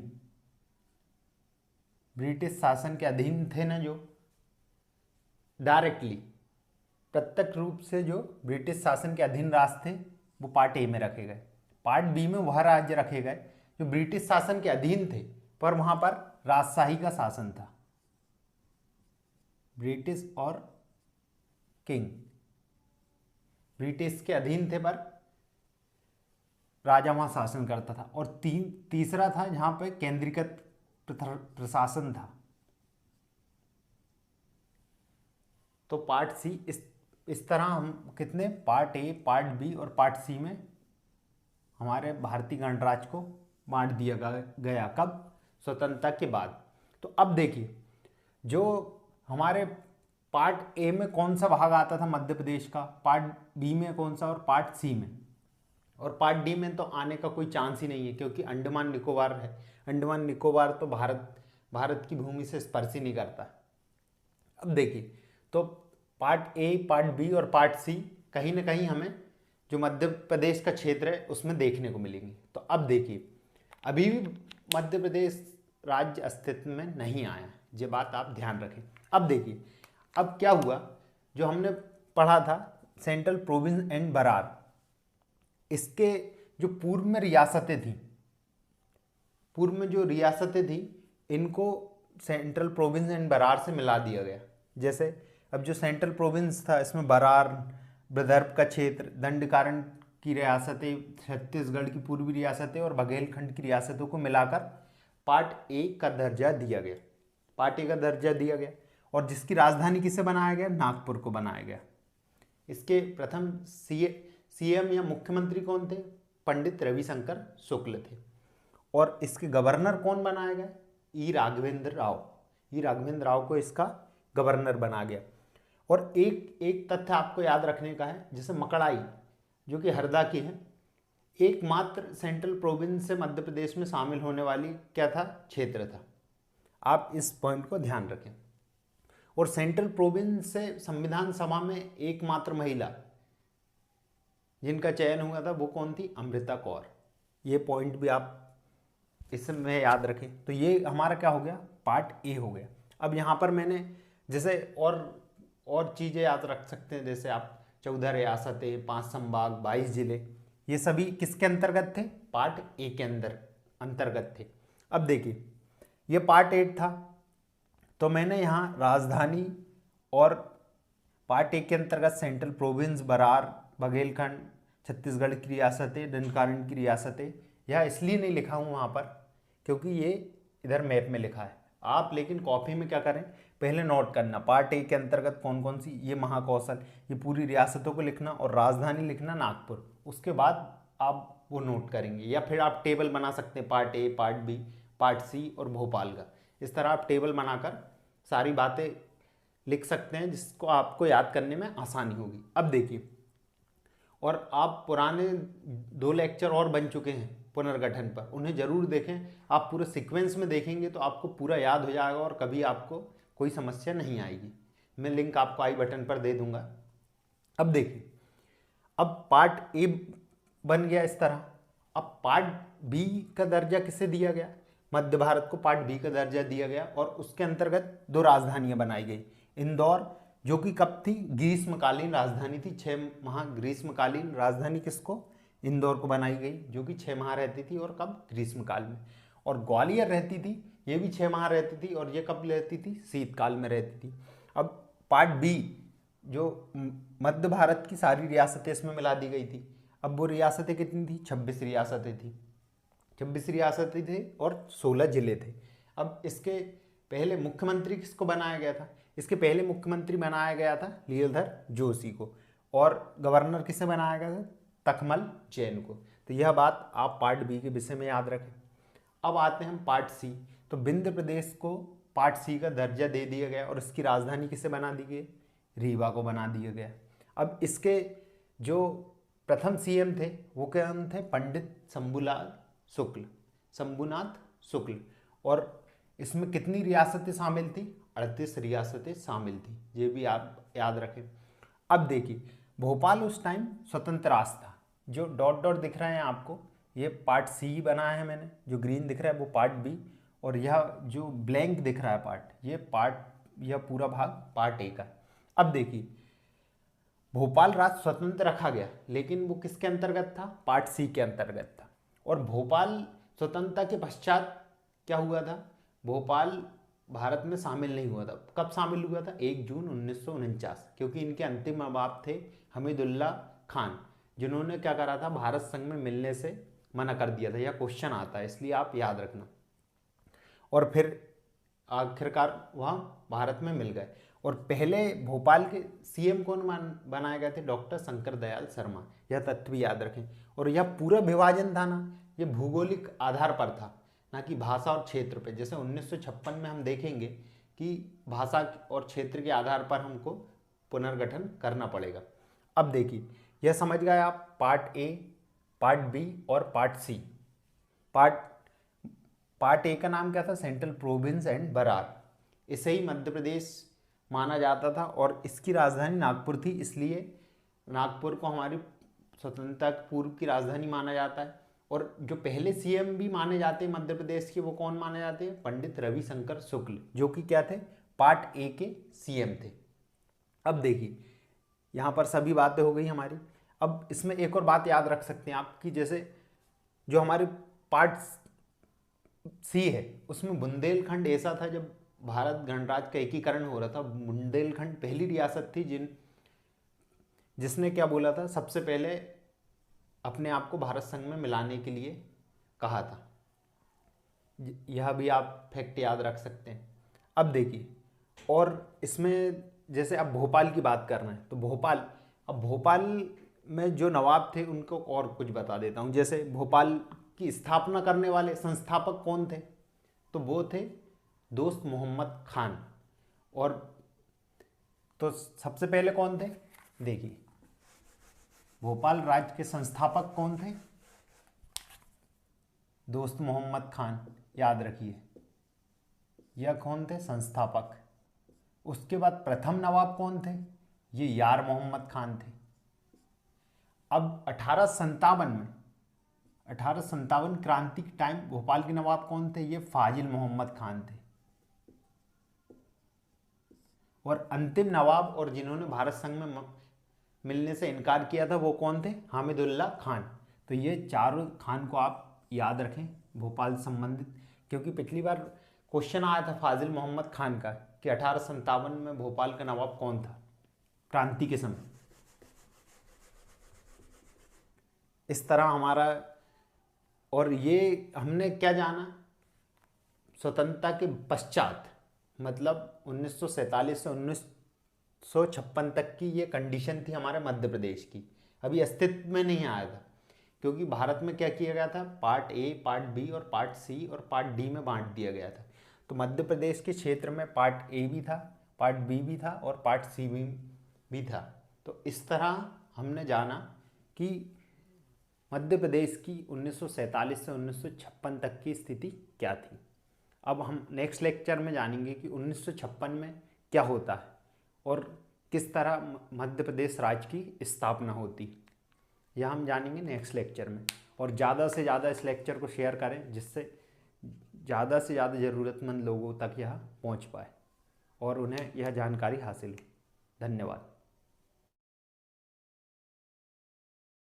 हेलो एवरीवन, आज की इस क्लास में आप सभी का स्वागत है। एक बार पुनः हम लेकर आ गए मध्य प्रदेश का पुनर्गठन। जैसा कि पिछली क्लासेस में हमने क्या किया था, यह जाना था कि मध्य प्रदेश की स्थिति क्या है कुछ प्रमाण और साक्ष्यों के माध्यम से। फिर हमने जाना कुछ राजा हुए जिन्होंने जो मध्य प्रदेश का क्षेत्र था उस पर अधिकार किया, उन्हें क्या कहा जाता था? देसी रियासतें। उसके बाद अंग्रेजों का आगमन हुआ, उन्होंने भी मध्य प्रदेश के कुछ क्षेत्र पर क्या किया? अधिकार किया और अपने अधीन बना लिया, उन्हें क्या कहा जाता था? ब्रिटिश प्रांत। अब यह हो गए। और जब हमें आज़ादी मिली, स्वतंत्रता मिली 1947 में, तब क्या हुआ? उसके पश्चात समस्त भारतवर्ष को 4 पार्ट में बांट दिया गया, ए, बी, सी, डी। और मध्य प्रदेश में कौन कौन से पार्ट थे? ए, बी और सी। तो हमने पिछले क्लास में यही जाना था कि मध्य प्रदेश के कौन कौन से हिस्से पार्ट ए में गए, कौन से बी में गए, कौन से सी में गए। अब उसके पश्चात क्या हुआ? 1956 में क्यों ज़रूरत पड़ी पुनर्गठन आयोग बनाने की? जब पार्ट ए, बी, सी में बांट चुके थे हम समस्त मध्य प्रदेश और भारतवर्ष को, तो क्यों ज़रूरत पड़ी उसको भी हमें जानना पड़ेगा। तो सबसे पहले हमने क्या पढ़ा था? प्राचीन काल से हमने पढ़ा था ब्रिटिश काल तक, उसमें साक्ष्य प्रमाण देखे थे। फिर हमने क्या पढ़ा था? ब्रिटिश काल से आज़ादी के पूर्व तक। फिर हमने देखा था देसी रियासतों और ब्रिटिश प्रांत के कुछ क्षेत्र थे मध्य प्रदेश वाले स्थान पर। और फिर हमने देखा था कि आज़ादी के उपरांत पार्ट ए बी सी जो मध्य प्रदेश के क्षेत्र में था। अब देखेंगे हम कि 1956 में पुनर्गठन आयोग बना और समस्त भारतवर्ष को 14 राज्य और 6 केंद्र शासित प्रदेश में बांटा गया। पर ऐसा क्यों करना पड़ा, तो हम उसकी पृष्ठभूमि देखते हैं। अब देखिए क्या हुआ था, जब हमारा देश आज़ाद हुआ था उसके पश्चात part A B C D में बांट दिया गया था। किसको? हमारे जितने भी राष्ट्र हैं उनको पार्ट ए बी सी में बांट दिया गया था। परंतु क्या हुआ था, जो दक्षिण भारत था हमारा, दक्षिण भारत के राष्ट्र थे जैसे तेलुगु भाषी क्षेत्र, तमिल भाषी क्षेत्र, यहाँ पर क्या हुई, मांग जोरों शोरों से उठने लगी थी। कब? 1948 से ही 1948 से ही दक्षिण भारत में मांग उठने लगी थी। किसकी? भाषा के आधार पर राज्य की। भाषा को आधार बनाकर राज्य की मांग हो रही थी। तो भारत सरकार ने क्या किया, भारत सरकार ने जून 1948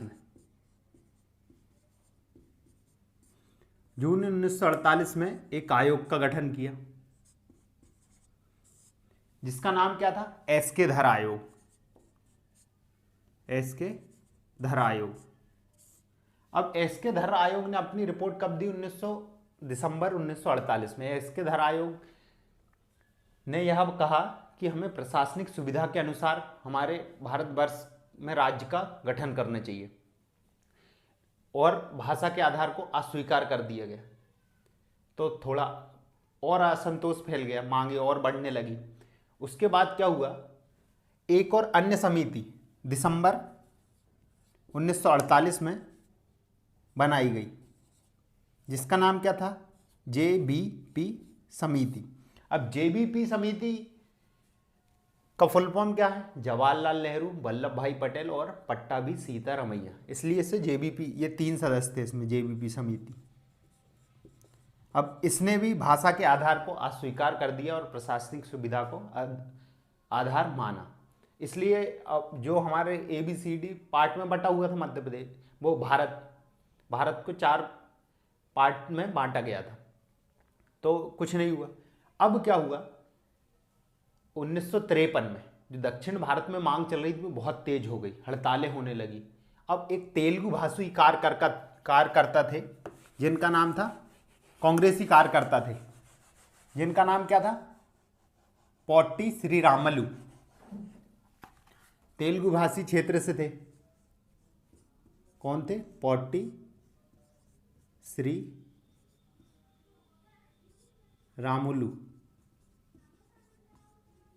तेलुगु भाषी।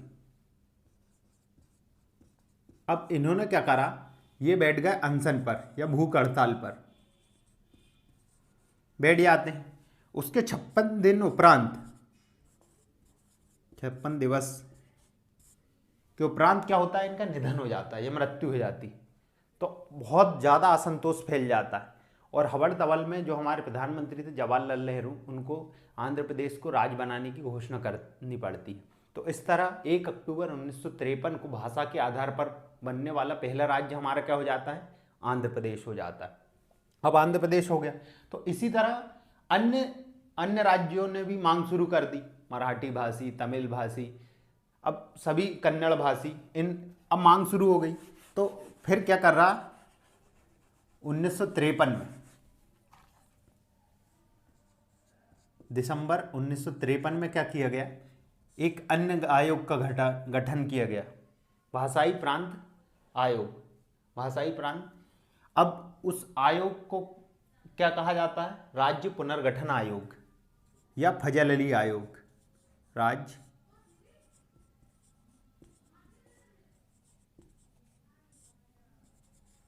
इसके अध्यक्ष कौन थे? फजल अली, इसलिए इसे फजल अली आयोग भी कहते हैं।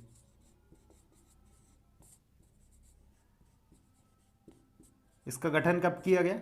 1953 में। और इनके 2 सहयोगी सदस्य कौन कौन थे? KM पणिकर और हृदयनाथ कुंजरू। ये भी आप याद रखें। अब देखिए, तो जो फजल अली आयोग था, इसने भाषा के आधार को स्वीकार कर लिया। भाषा के आधार को इसे स्वीकार करना पड़ा। अब स्वीकार कर लिया तो इन्होंने अनुशंसा की कि भारत में 14 राज्य और 3 केंद्र शासित प्रदेश बनाए जाने चाहिए। यह अनुशंसा किसने की? 14 राज्य की और 3 यूटी की। यह अनुशंसा की फजल अली आयोग ने। अब इसके उपरांत क्या होता है? पुनर्गठन विधेयक पेश होता है। और उस टाइम मध्य प्रदेश के राष्ट्रपति कौन थे? हमारे पहले राष्ट्रपति कौन थे? राजेंद्र प्रसाद। अब विधेयक पास हो जाता है। नहीं, इन्होंने रिपोर्ट कब दी थी? 1955 में, याद रखें 1955 में रिपोर्ट दी, तभी विधेयक को पास किया गया 1956 में। और 1956 में यह अधिनियम बन के आया, इसलिए इसे क्या कहते हैं? राज्य पुनर्गठन अधिनियम 1956। अब इसके तहत क्या किया गया? इसके तहत संविधान का कौन सा 7वां संशोधन और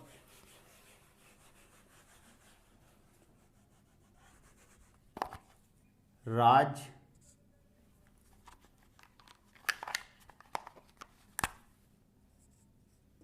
पुनर्गठन अधिनियम 1956 अब किस संशोधन के तहत किया गया? 7वें संशोधन।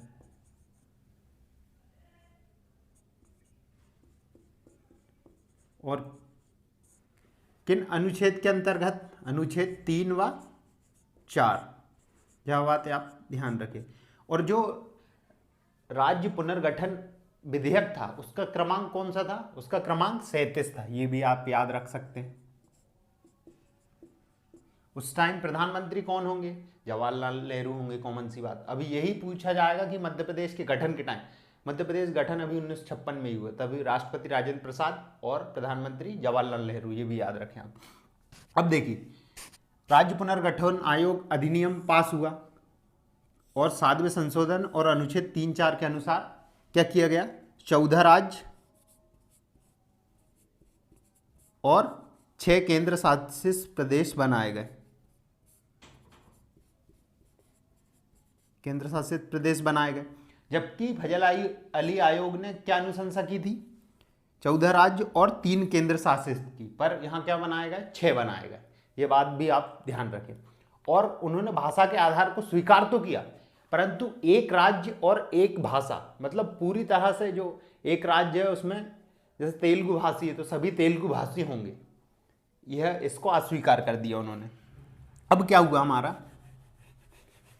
14 राज्य और 6 केंद्र शासित प्रदेश बनाए गए पूरे भारत में। कब? 1 नवंबर 1956 को। क्या हुआ? 14 राज्य, 14 स्टेट और 3 यूटी बनाए गए। अब जो 14 राज्य थे उनमें से एक क्या था? हमारा मध्य प्रदेश था। क्या था? हमारा मध्य प्रदेश। अब आप समझ गए होंगे कि ABCD पार्ट में बांटने के बाद भी क्यों हमें पुनर्गठन आयोग की स्थापना करनी पड़ी। अब देखिए, मध्य प्रदेश बन गया, इसलिए हम 1 नवंबर को क्या बनाते हैं? स्थापना दिवस मध्य प्रदेश का या मध्य पर्व।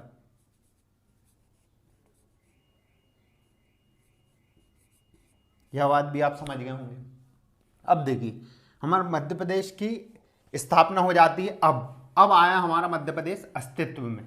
परंतु इसके पूर्व हमने क्या पढ़ा था? 1900 आज़ादी के बाद और 1956 तक हमारा मध्य प्रदेश क्या था? पार्ट ए, पार्ट बी और पार्ट सी में बटा हुआ था। यह हमने पिछली क्लास में देखा था। आपने पुराने लेक्चर नहीं देखे हो तो जरूर देखें, तभी आप पूरी पृष्ठभूमि से लेकर अंत तक 52 जिलों को बहुत अच्छे तरीके से समझ पाएंगे और आपको याद भी हो जाएगा आसानी से। अब देखिए, हमने क्या देखा था कि स्वतंत्रता के बाद ये हमारा क्या था?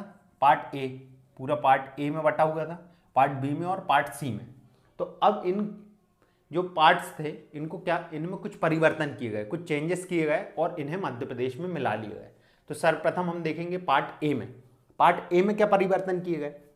अब जो पार्ट ए था इसमें ये छत्तीसगढ़ वाला भाग था, यहाँ पर सेंट्रल प्रोविंस एंड बरार वाला भाग था, और जो मराठी भाषी जिले जुड़े हुए थे यहाँ पर 8, उनको क्या किया? बस एक चेंज किया गया पार्ट ए में। तो जो मराठी भाषी 8 जिले थे उन्हें क्या किया गया, महाराष्ट्र राज्य को दे दिया गया। तो यहाँ से ये इतना क्षेत्र है ना, इसको हटा दिया गया और किसको दे दिया गया, महाराष्ट्र को दे दिया गया। किसको दे दिया गया, महाराष्ट्र को। अब जो 8 जिले थे उन्हें आप ऐसे भी याद कर सकते हैं, कहाँ चले गए, एमएच के पास, बावा, बी, नाइस, इस तरह से याद कर सकते। देखो, एक बुल्ढाना हो गया, अमरावती हो गया, बी से फिर भंडारा हो गया, ये ए से अकोला हो गया, फिर ये बी से वर्धा हो गया, एन से नागपुर हो गया, वाई से यवतमाल हो गया और सी से चांदा हो गया। इस तरह ये 8 मराठी भाषी जिलों को क्या कर दिया गया, महाराष्ट्र को दे दिया गया और समस्त जो हमारा पार्ट ए था उसे मध्य प्रदेश में मिला दिया गया। तो अब देखिए, पार्ट ए को मिला दिया गया पूरे, बस एक चेंज किया गया कि जो 8 मराठी भाषी थे उसे क्या किया गया, आप लिख लेने से बावा, बी, नाइस। यह एक ट्रिक बनाई थी मैंने, आपको यूज़फुल लगे तो ज़रूर यूज़ करें, इसको याद करने में आसानी होती। अब देखिए, एक चेंज के साथ पूरा पार्ट ए क्या किया हमने, मध्य प्रदेश में मिला लिया। अब आते हैं पार्ट बी पर। पार्ट बी में 2 परिवर्तन किए गए और उसे पूरा की पूरा मध्य प्रदेश में मिला लिया जाएगा। अब देखिए उसमें क्या परिवर्तन किए गए। जो हमारा मंदसौर था, मंदसौर का भानपुरा तहसील थी, भानपुरा तहसील, उसका एक स्थान था सुनेल टप्पा। सुनेल टप्पा को क्या किया गया, राजस्थान को दे दिया गया। ये भाग लगा हुआ था इतना, इसको क्या किया गया, ये राजस्थान राज्य में मिला दिया गया, जो कि मध्य प्रदेश के किस, मंदसौर जिले की भानपुरा तहसील से था। इसे किसे दे दिया गया, राजस्थान को दे दिया गया। यह एक परिवर्तन हुआ। अब इसके बाद एक और क्या हुआ दूसरा, अब राजस्थान को कुछ दिया है तो राजस्थान से कुछ लेंगे भी। अब जो सिरोंज है, यहाँ पे अभी हमारी सिरोंज, जो हमारे विदिशा में पड़ता है सिरोंज, मध्य प्रदेश के, यह तहसील थी पहले किसकी, कोटा के अंतर्गत। तो यह कोटा की तहसील, सिरोंज की पूरी तहसील को हमने क्या करा, हमारे विदिशा जिले के अंतर्गत मिला लिया। तो ये क्या है, सिरोंज। ये पहले कहाँ थी, कोटा जिले के अंतर्गत आती थी सिरोंज। अब इसे क्या कर दिया गया, विदिशा में मिला दिया गया। तो यह 2 परिवर्तन किए गए पार्ट बी में और इसे पूरा मध्य प्रदेश में मिला लिया गया। अब आते हैं पार्ट सी में। पार्ट ए में एक परिवर्तन किया था, पार्ट बी में 2 परिवर्तन किए, पर पार्ट सी में कोई परिवर्तन नहीं किया, पूरा पार्ट सी मिला लिया गया। और भोपाल स्वतंत्र राज्य था, इसे भी क्या किया गया, मध्य प्रदेश में यथावत मिला लिया गया। तो अब देखते हैं हम मध्य प्रदेश हमारा कैसा बन गया। अब देखिए, ये पार्ट हमने किसको दे दिया है, इसको हटा दिया जाए पहले, सुनेल टप्पा को। ये राजस्थान के पास चला गया हमारा सुनेल टप्पा, है ना, राजस्थान के पास चला गया। सिरोंज मध्य प्रदेश में आ गया। पार्ट बी भी खत्म हो गया। अब देखो, पहले पार्ट ए खत्म हो गया हमारा, पार्ट ए खत्म होता, फिर पार्ट बी भी खत्म हो जाएगा। भोपाल भी अब स्वतंत्र राज्य नहीं रहा। पार्ट बी, इनकी सीमाएं भी हटा दी जाए, अपन ने ये हटा दिया। पार्ट बी भी खत्म हो गया, पर भोपाल को भी रहने दे, क्योंकि भोपाल भी काम आने वाला है। अब देखिए, पार्ट बी भी हट गया और ये पार्ट सी भी हमने खत्म कर दिया।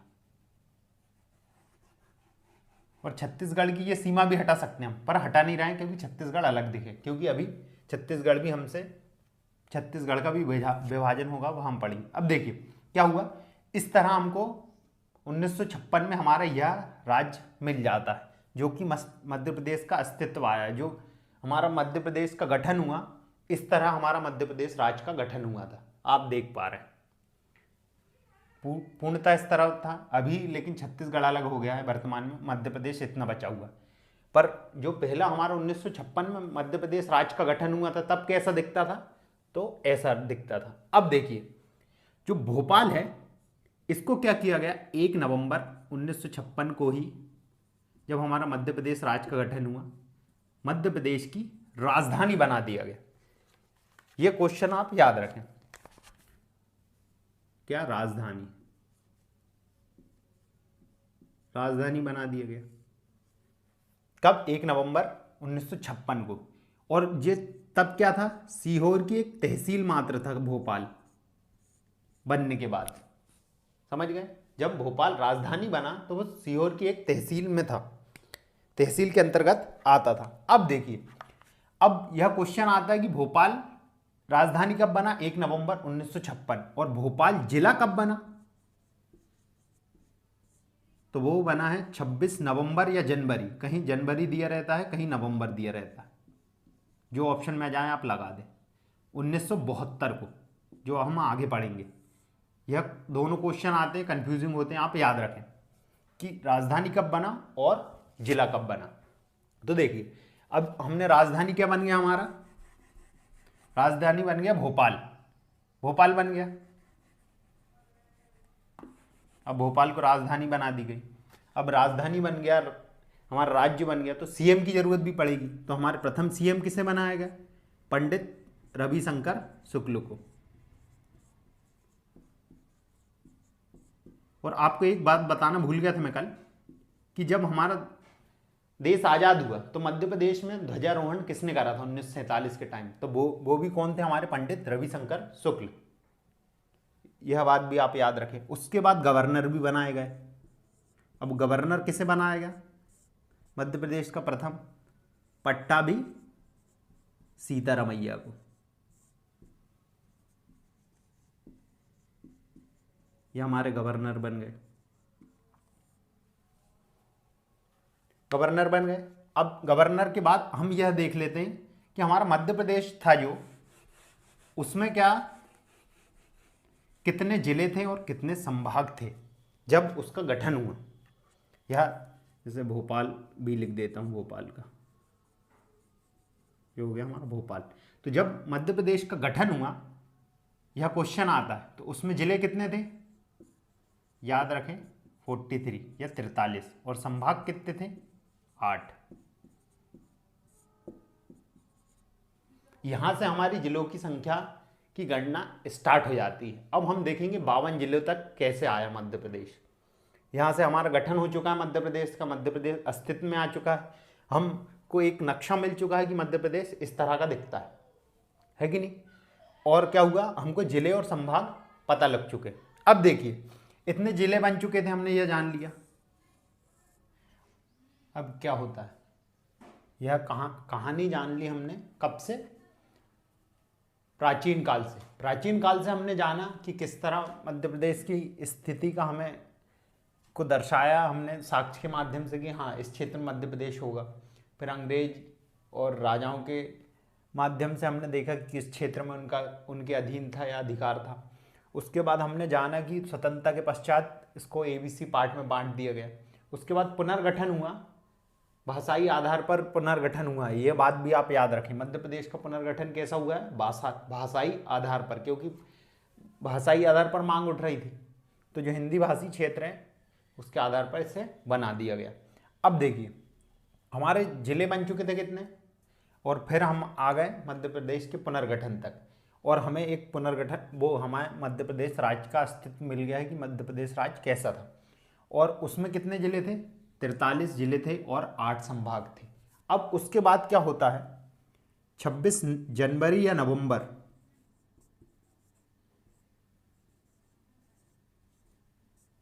1972 को 2 जिलों का निर्माण होता है। कितने जिले, 2 जिलों का निर्माण होता है। कौन सा, एक तो हमारा भोपाल हो गया और दूसरा राजनांदगांव।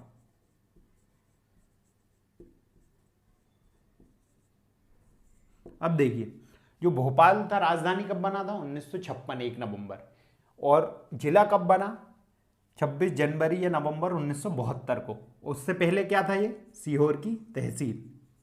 यह बात आप याद रखें, तीनों महत्वपूर्ण तथ्य। अब जो राजनांदगांव है वो कहाँ से बना सर? दुर्ग जिले से अलग होकर, जो कि छत्तीसगढ़ में है वर्तमान। अब देखिए यहाँ पर जिले कितने हो जाते हैं अपने, यहाँ पर टोटल हो गए 45 जिले, संभाग 8 ही रहेंगे। अब उसके बाद क्या होता है, अब सन आता है 1998।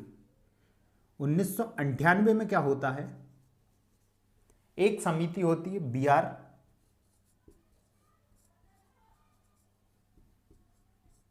दवे या दुबे, और सरकार किसकी रहती है जब? दिग्विजय सरकार रहती है।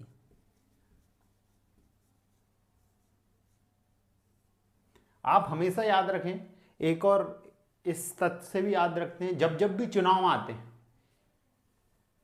वोट की लालसा में जिलों का निर्माण हो जाता है। आप ये याद रख सकते हैं कि जब भी चुनाव हुए होंगे उसके इर्द गिर्द ही कोई जिले का निर्माण हुआ होगा। अब देखिए ये BR दवे समिति है कि इसकी अनुशंसा पर 10 जिलों का निर्माण किया गया, और MP में कितने थे, कितने जिलों का निर्माण किया गया? 10 का। उसमें MP में कितने थे? MP में थे 4, और बाकी कहां चले गए? बाकी चले गए हमारे छत्तीसगढ़ में। अब देखिए तो जो 4 इंपॉर्टेंट जिले हैं हम उनको याद रख सकते हैं, कैसे? BSD के। अब क्या हो गया? बड़वानी, श्योपुर, और ये ढिंडोरी, और ये क्या हो गया? कटनी। तो ये 4 जिले थे जो मध्य प्रदेश में रह गए अभी पुनर्गठन के बाद, इसलिए हम बाकी 6 जिलों को याद नहीं रख रहे। जो 4 जिले हमारे MP में रहे उनको हम याद रख रहे हैं क्योंकि वही हमारे लिए महत्वपूर्ण है। तो अब ये 10 जिलों में 4 MP में रहे और 10 जिलों का निर्माण हुआ। अब देखिए उसके बाद एक और समिति बनी, का उसका नाम क्या था? सिंहदेव समिति 1998 में ही बनाई गई, और उसने भी उसकी अनुशंसा से 6 जिलों का निर्माण और हुआ, और उसमें से 3 MP में थे। अब वो 3 कौन कौन से थे वो भी याद कर लेते हैं हम। जैसे हूं लिखते हैं ना मैसेज में, तो हरदा, उमरिया और नीमच,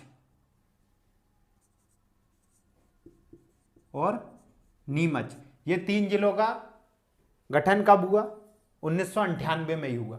तो अब देखिए जैसे इसकी डेट भी याद रख सकते हैं आप, 25 मई को ये 10 जिले, और 10 जून जुलाई 6 जुलाई या 10 जून 1998 को ये 6 जिले। तो अब टोटल जिले कितने हो गए देखिए। अब भोपाल और राजनांदगांव बनने के बाद यह बात फैक्ट याद रखें कि गठन के टाइम कितने जिले थे? 43 जिले थे और 8 संभाग थे। ये याद रखना बहुत जरूरी है, क्वेश्चन आता। उसके बाद 2 जिलों का निर्माण हुआ तो 45 हो गए। उसके बाद 1998 में 10 और 6 कितने हो गए? 16 का निर्माण हो गया, गठन हुआ तो कितने हो गए? 61 जिले हो गए। तो कुल हमें अभी 1998 में कितने जिले मिल चुके हैं? 61, और संभाग भी बढ़ाकर कितने कर दिए गए थे? 12 संभाग 12 हो गए, और 1998 में यह स्थिति हमारी, कुल जिले 61 और संभाग 12। अब देखिए क्या होता है।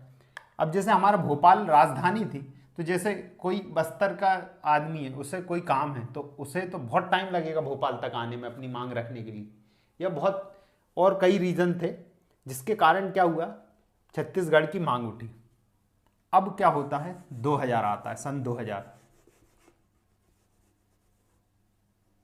2000 आता है। अभी देखते हैं ये हमारे टोटल कितने हो गए? 61 जिले हो चुके हैं ना 1998 तक। अब आगे हम देखते हैं यहाँ से। अब जिलों को याद रखना कैसे, हमारे 52 जिलों तक हम कैसे आते हैं। अभी देखिए गठन के टाइम 43 थे और संभाग 8 थे। अब देखिए अभी 1998 में क्या स्थिति है? 1998 में है 61 जिले और 12 संभाग, यह स्थिति है। अब आता है 2000। अब 2000 में क्या होता है? 2000 में छत्तीसगढ़ की मांग होती है, और छत्तीसगढ़ कब मध्य प्रदेश से अलग हो जाता है? 31 अक्टूबर 2000 को। और नया राज्य कब बनता? 1 नवंबर 2000 को। तो यह याद रखें। छत्तीसगढ़ मध्य प्रदेश से कब अलग हुआ? तो 31 अक्टूबर को हुआ। और नया राज्य कब बना? तो 1 नवंबर को। ऐसे मध्य प्रदेश नव निर्मित मध्य प्रदेश का गठन कब हुआ? तो 1 नवंबर 2000 को। और यह बनने वाला कौन सा राज्य था? 26वां राज्य था।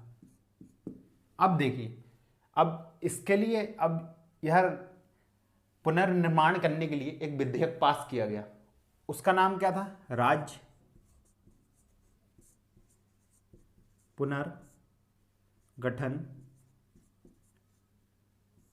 विधेयक।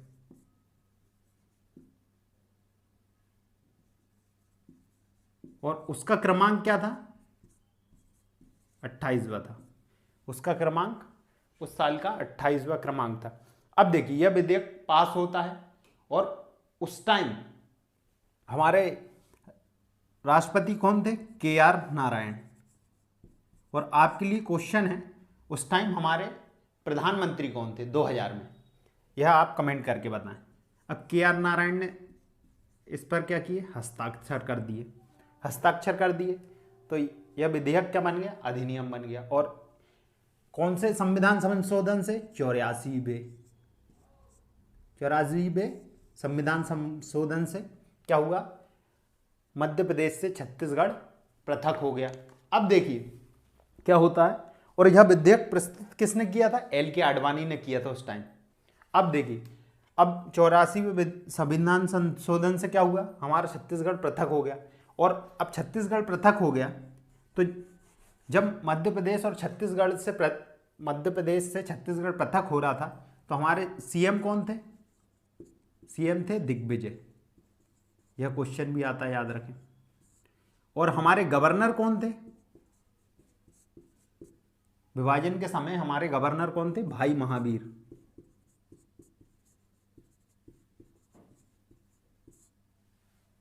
और ऐसी छत्तीसगढ़, अब नवनिर्मित छत्तीसगढ़ के वो कौन बनेंगे? तो CM बने थे इनके अजीत जोगी। और इनके प्रथम गवर्नर बने थे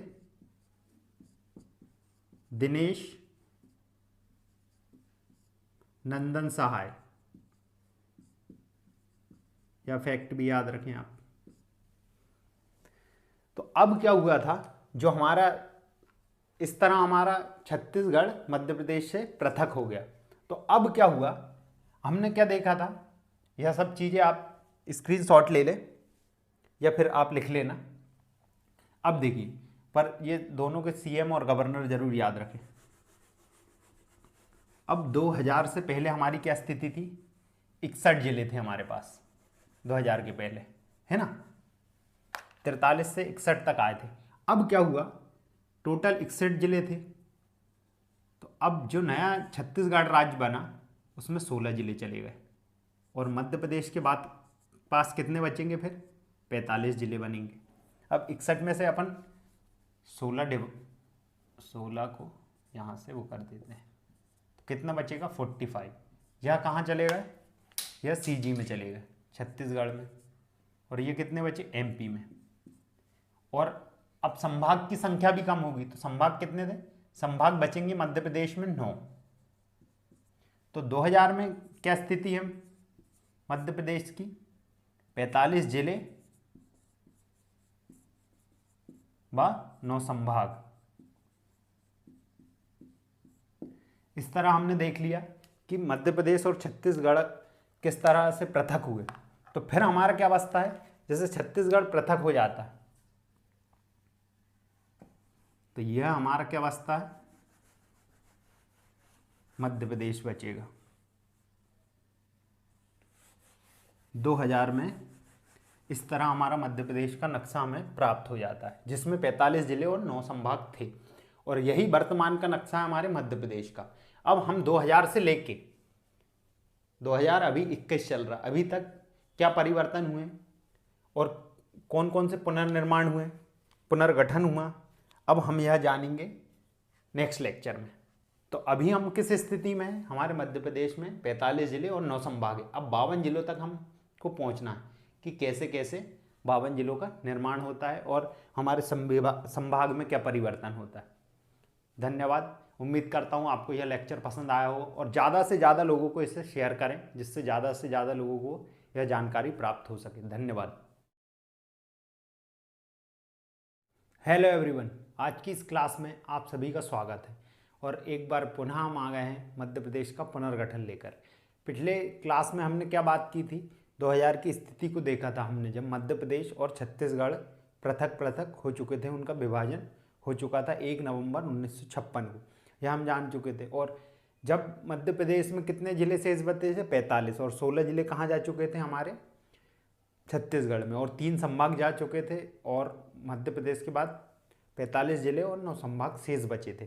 तो एक बार हम पुनः 56 से स्थिति देख लेते हैं जब मध्य प्रदेश का निर्माण हुआ था, जब से हम देख लेते हैं, जिससे हमें यह पूरे, क्योंकि यह अंतिम लेक्चर है और अच्छे से आपको समझ में आ जाए। अब देखिए हमने क्या हुआ था 1956 में, सबसे पहले क्या हुआ था, मध्य प्रदेश का गठन हुआ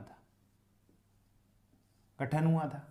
तो जब क्या स्थिति थी 1956 में, ये 50वें जिले को इधर लिख देते हैं। अब देखिए 1956 की स्थिति की बात करें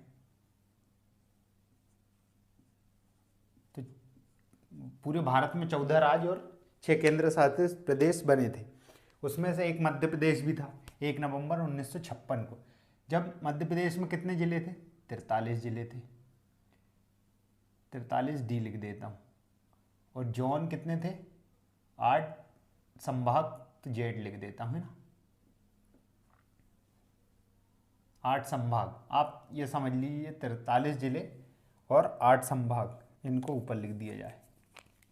यहाँ पे क्या थी, डिस्ट्रिक्ट, और ये जोन 8 थे, इस तरह हम समझते हैं। अब देखिए 1956 की यह स्थिति थी। उसके बाद क्या हुआ, 1972 में 2 जिले का निर्माण हुआ, भोपाल और राजनांदगांव। यह भी हमने देखा था 1972 में 2 जिले और बने थे, 2 जिले और बने, तो हमारे जिलों की संख्या कितनी हो गई थी, 45, और यहाँ पर 8 ही संभाग थे, 45 हो गई थी। अब देखिए, और फिर 1998 में क्या हुआ, पहले 10 जिले बने और फिर 6 जिले बने, तो टोटल कितने जिले बने थे 1998 में, 16। तो इसमें हमने 16 जोड़ दिए थे, तो हमारे पास टोटल कितने जिले हो चुके थे 1998 में, 61 जिले हो गए थे हमारे पास, 61 जिले हो गए थे। और संभागों की संख्या कितनी हो गई थी, जब 16 जिले बढ़े थे तो संभाग भी 3 बढ़ गए थे, तो कितनी संख्या हो गई थी, 4 बढ़ गए थे, तो संख्या कितनी हो गई थी, 12 संभाग थे हमारे पास मध्य प्रदेश को, किससे, छत्तीसगढ़ से पृथक होने से पूर्व। और फिर क्या हुआ, फिर होता है हमारा 2000 में मध्य प्रदेश का विभाजन। तब क्या होता है, जो 61 जिलों में से 16 जिले कहाँ चले गए, छत्तीसगढ़ में चले गए, और बचेंगे कितने अपने पास, 16 माइनस हो जाते हैं, और यहाँ से 3 संभाग चले जाते हैं। ये कहाँ चले गए, सीजी के पास, छत्तीसगढ़ के। तो हमारे पास स्थिति क्या बनती है वर्तमान में, 45, और ये संभाग 9 बचे हुए होते हैं। अब यहाँ तक की हमने कहानी देख ली थी पूरी, कि किस तरह से मध्य प्रदेश अस्तित्व में आया, फिर 2 जिले बने, फिर 16 जिले बने, टोटल 61 हो गए, और मध्य प्रदेश से छत्तीसगढ़ पृथक हो गया, तो वापस 45 जिले और 9 संभाग बचे। अब देखिए, अब उसके बाद क्या होता है, एक बोध समिति की अनुशंसा पर सन 2003 में क्या किया गया, 3 नए जिले बनाए गए। 3 नए जिले कौन से बनाए गए, अब आप उसको इस तरह से याद कर सकते हैं, अब्बा, ऐसा मैंने एक ट्रिक बना कर रखा हूँ, अब्बा से। अब देखिए, तो अब्बा से क्या हुआ, पहले अशोकनगर जो कि गुना से अलग पृथक होकर बना था, उसके बाद बुरहानपुर जो कि खंडवा से पृथक होकर बना था, और अनूपपुर जो कि शहडोल से पृथक होकर बना था। तो ये हमारे देखिए 1, 2 और ये 3, ये हमारे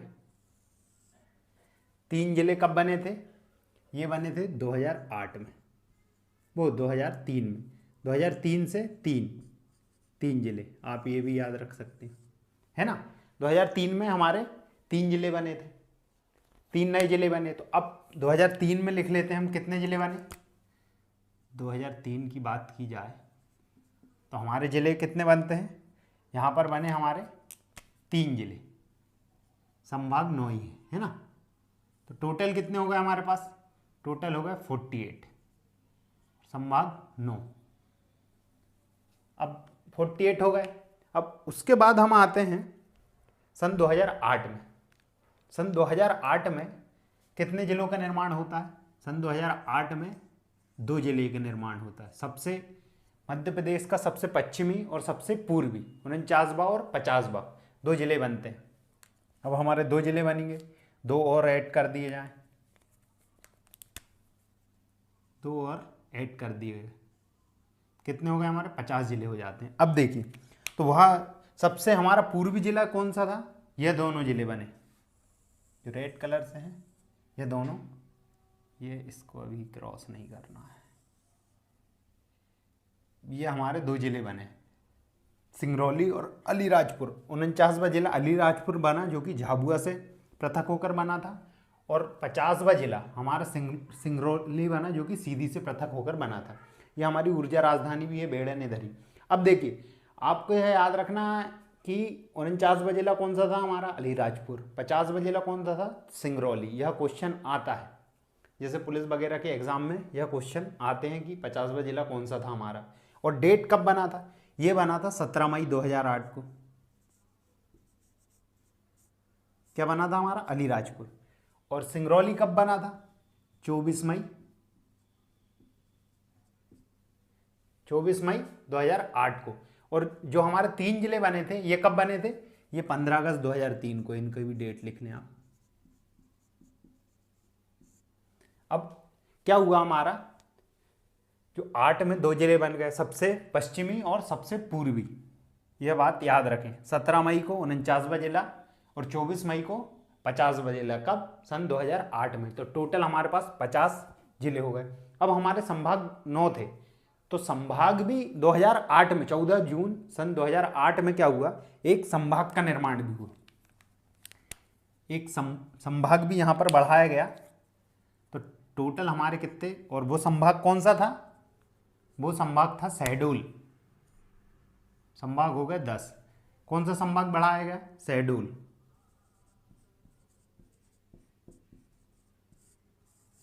यहां पर शहडोल संभाग जिसके अंतर्गत 3 जिले आते हैं, शहडोल, अनूपपुर और उमरिया, 3 जिले आते हैं। शहडोल संभाग बनाया गया हमारा कब, 2008 में 14 जून। यह डेट भी याद रखें आप सब, यह डेट याद होगी ना आपको। तो जैसे आपसे पूछा जाए कि अब हरदा जिला कब बनाया गया, तो हरदा जिला 1998 में बना था, लेकिन आपको 2003 से 2018 तक के सारे जिले याद होंगे, तो आप ये ऑप्शन देख लेंगे, फिर बचेगा क्या, 2018। तो आप वो 16 जिलों को याद करने की जरूरत नहीं पड़ेगी आपको, वो भी अपन ने याद करे थे BSD और हूं करके। अब देखिए, अब ये हो गए हमारे 50 जिले और 10 संभाग की कंडीशन में आ गए हम 2008 में। अब क्या होता है, अब होता है 16 अगस्त 2013 को एक नया जिला बनता है। कौन सा जिला बनता है, आगर मालवा। किससे पृथक होकर, शाजापुर जिले से। शाजापुर से पृथक होकर एक आगर मालवा बनता है। कब बनता है, 2013 में। और डेट क्या रहती है, इसकी घोषणा हुई थी 15 अगस्त 2013 में, और बनता कब है, 16 अगस्त 2013। तो यह चीज़ भी आप याद रखें, इसमें डिफरेंस। अब देखिए, तो ये एक और जिला बन गया हमारा, संभाग 10 ही रहे हैं। तो टोटल कितने हो गए, 51 हो गए, और 10 जिले हो गए हमारे पास, हो गए। अब आते हैं हम 2018 में भी एक और जिला बनता है 1 अक्टूबर 2018 को, जिसका नाम क्या है, निवाड़ी, जो कि हमारा 52वां जिला है।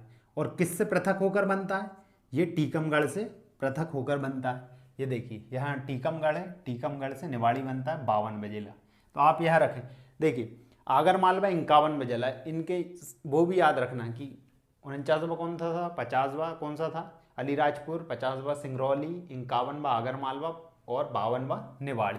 यह याद रखें। ये कब बना, 1 अक्टूबर 2018 को यह बना, याद रखिए 1 अक्टूबर 2018। अब इसके पहले जो निवाड़ी है, इसके पहले क्या, कलेक्टर और इसके पहले सुप्रिंटेंडेंट ऑफ पुलिस, एसपी कौन थे, यह इसकी भी एक ट्रिक बना के रखा हूं मैंने। जैसे DCA deputy collector Akshay Kumar और SP Mukesh Kumar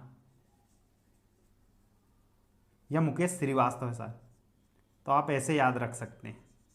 SPM DCA ये निवाड़ी के क्या हैं, प्रथम डिप्टी कलेक्टर है और पुलिस अधीक्षक है। इस तरह से आप याद कर सकते हैं। तो अब 2018 में हमारे पास क्या हो गए, 52 जिले हो गए और 10 संभाग हो गए। और 11वां संभाग प्रस्तावित कौन सा है हमारा, छिंदवाड़ा संभाग 11वां प्रस्तावित है। और हमारा 9वां संभाग कब बना था, 14 जून 2008। यह डेट याद रखें क्योंकि यह एकमात्र अलग चीज़ है। जो भी अलग होता है या सबसे अलग या सबसे बड़ा या सबसे छोटा, मतलब अलग ही, तो उसके क्वेश्चन उठने के चांस ज़्यादा हो जाते हैं। अब देखिए, और हमारा 11वां जिला कौन सा प्रस्तावित है, वह है छिंदवाड़ा। ये 11वां संभाग, सॉरी 11वां संभाग कौन सा प्रस्तावित है हमारा, छिंदवाड़ा। यह बात भी आप ध्यान रखें। और इसके बाद अब हमारे 52 जिले पूरे हो चुके हैं। हमने देख लिया 1956 से 2018 तक, जब से हमारा मध्य प्रदेश अस्तित्व में आया तब से अभी तक हमारा पुनर्गठन हुआ और हमारे कौन कौन से नए जिलों का गठन हुआ, यह हमने सब कुछ देखा। पूरा कैलकुलेशन के माध्यम से भी आप याद रखेंगे, है ना, जिससे आपको कभी भी याद करने की कोई ज़रूरत नहीं पड़ेगी।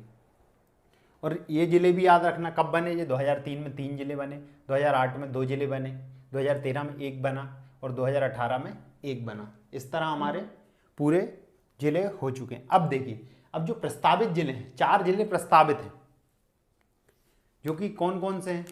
एक है मैहर जो कि सतना जिले से पृथक होकर बनेगा, एक है चाचौड़ा जो कि गुना जिले से बनेगा, एक है बागली जो कि देवास से पृथक होकर बनेगा, और एक और है हमारा नागदा जो कि कहाँ से, उज्जैन से पृथक होकर बनेगा। देखिए ये 4 हमारे प्रस्तावित हैं। एक हमारा क्या हो गया, मैहर जो कि गुना से बनेगा, गुना गलत लिख दिया मैंने, सतना। मैहर किससे बनेगा, देखिए सीधी रीवा सतना, सतना से पृथक होके बनेगा। उसके बाद चाचौड़ा अपना गुना से पृथक होके बनेगा 2। तीसरा क्या है, नागदा उज्जैन से पृथक होके बनेगा, और बागली देवास से। तो इस तरह अगर 4 जिले और बढ़ जाएं तो टोटल जिले कितने हो जाएंगे हमारे पास, 56। और संभाग हमारा 11वां कौन सा, छिंदवाड़ा की, छिंदवाड़ा 11वां हमारा क्या है, प्रस्तावित संभाग।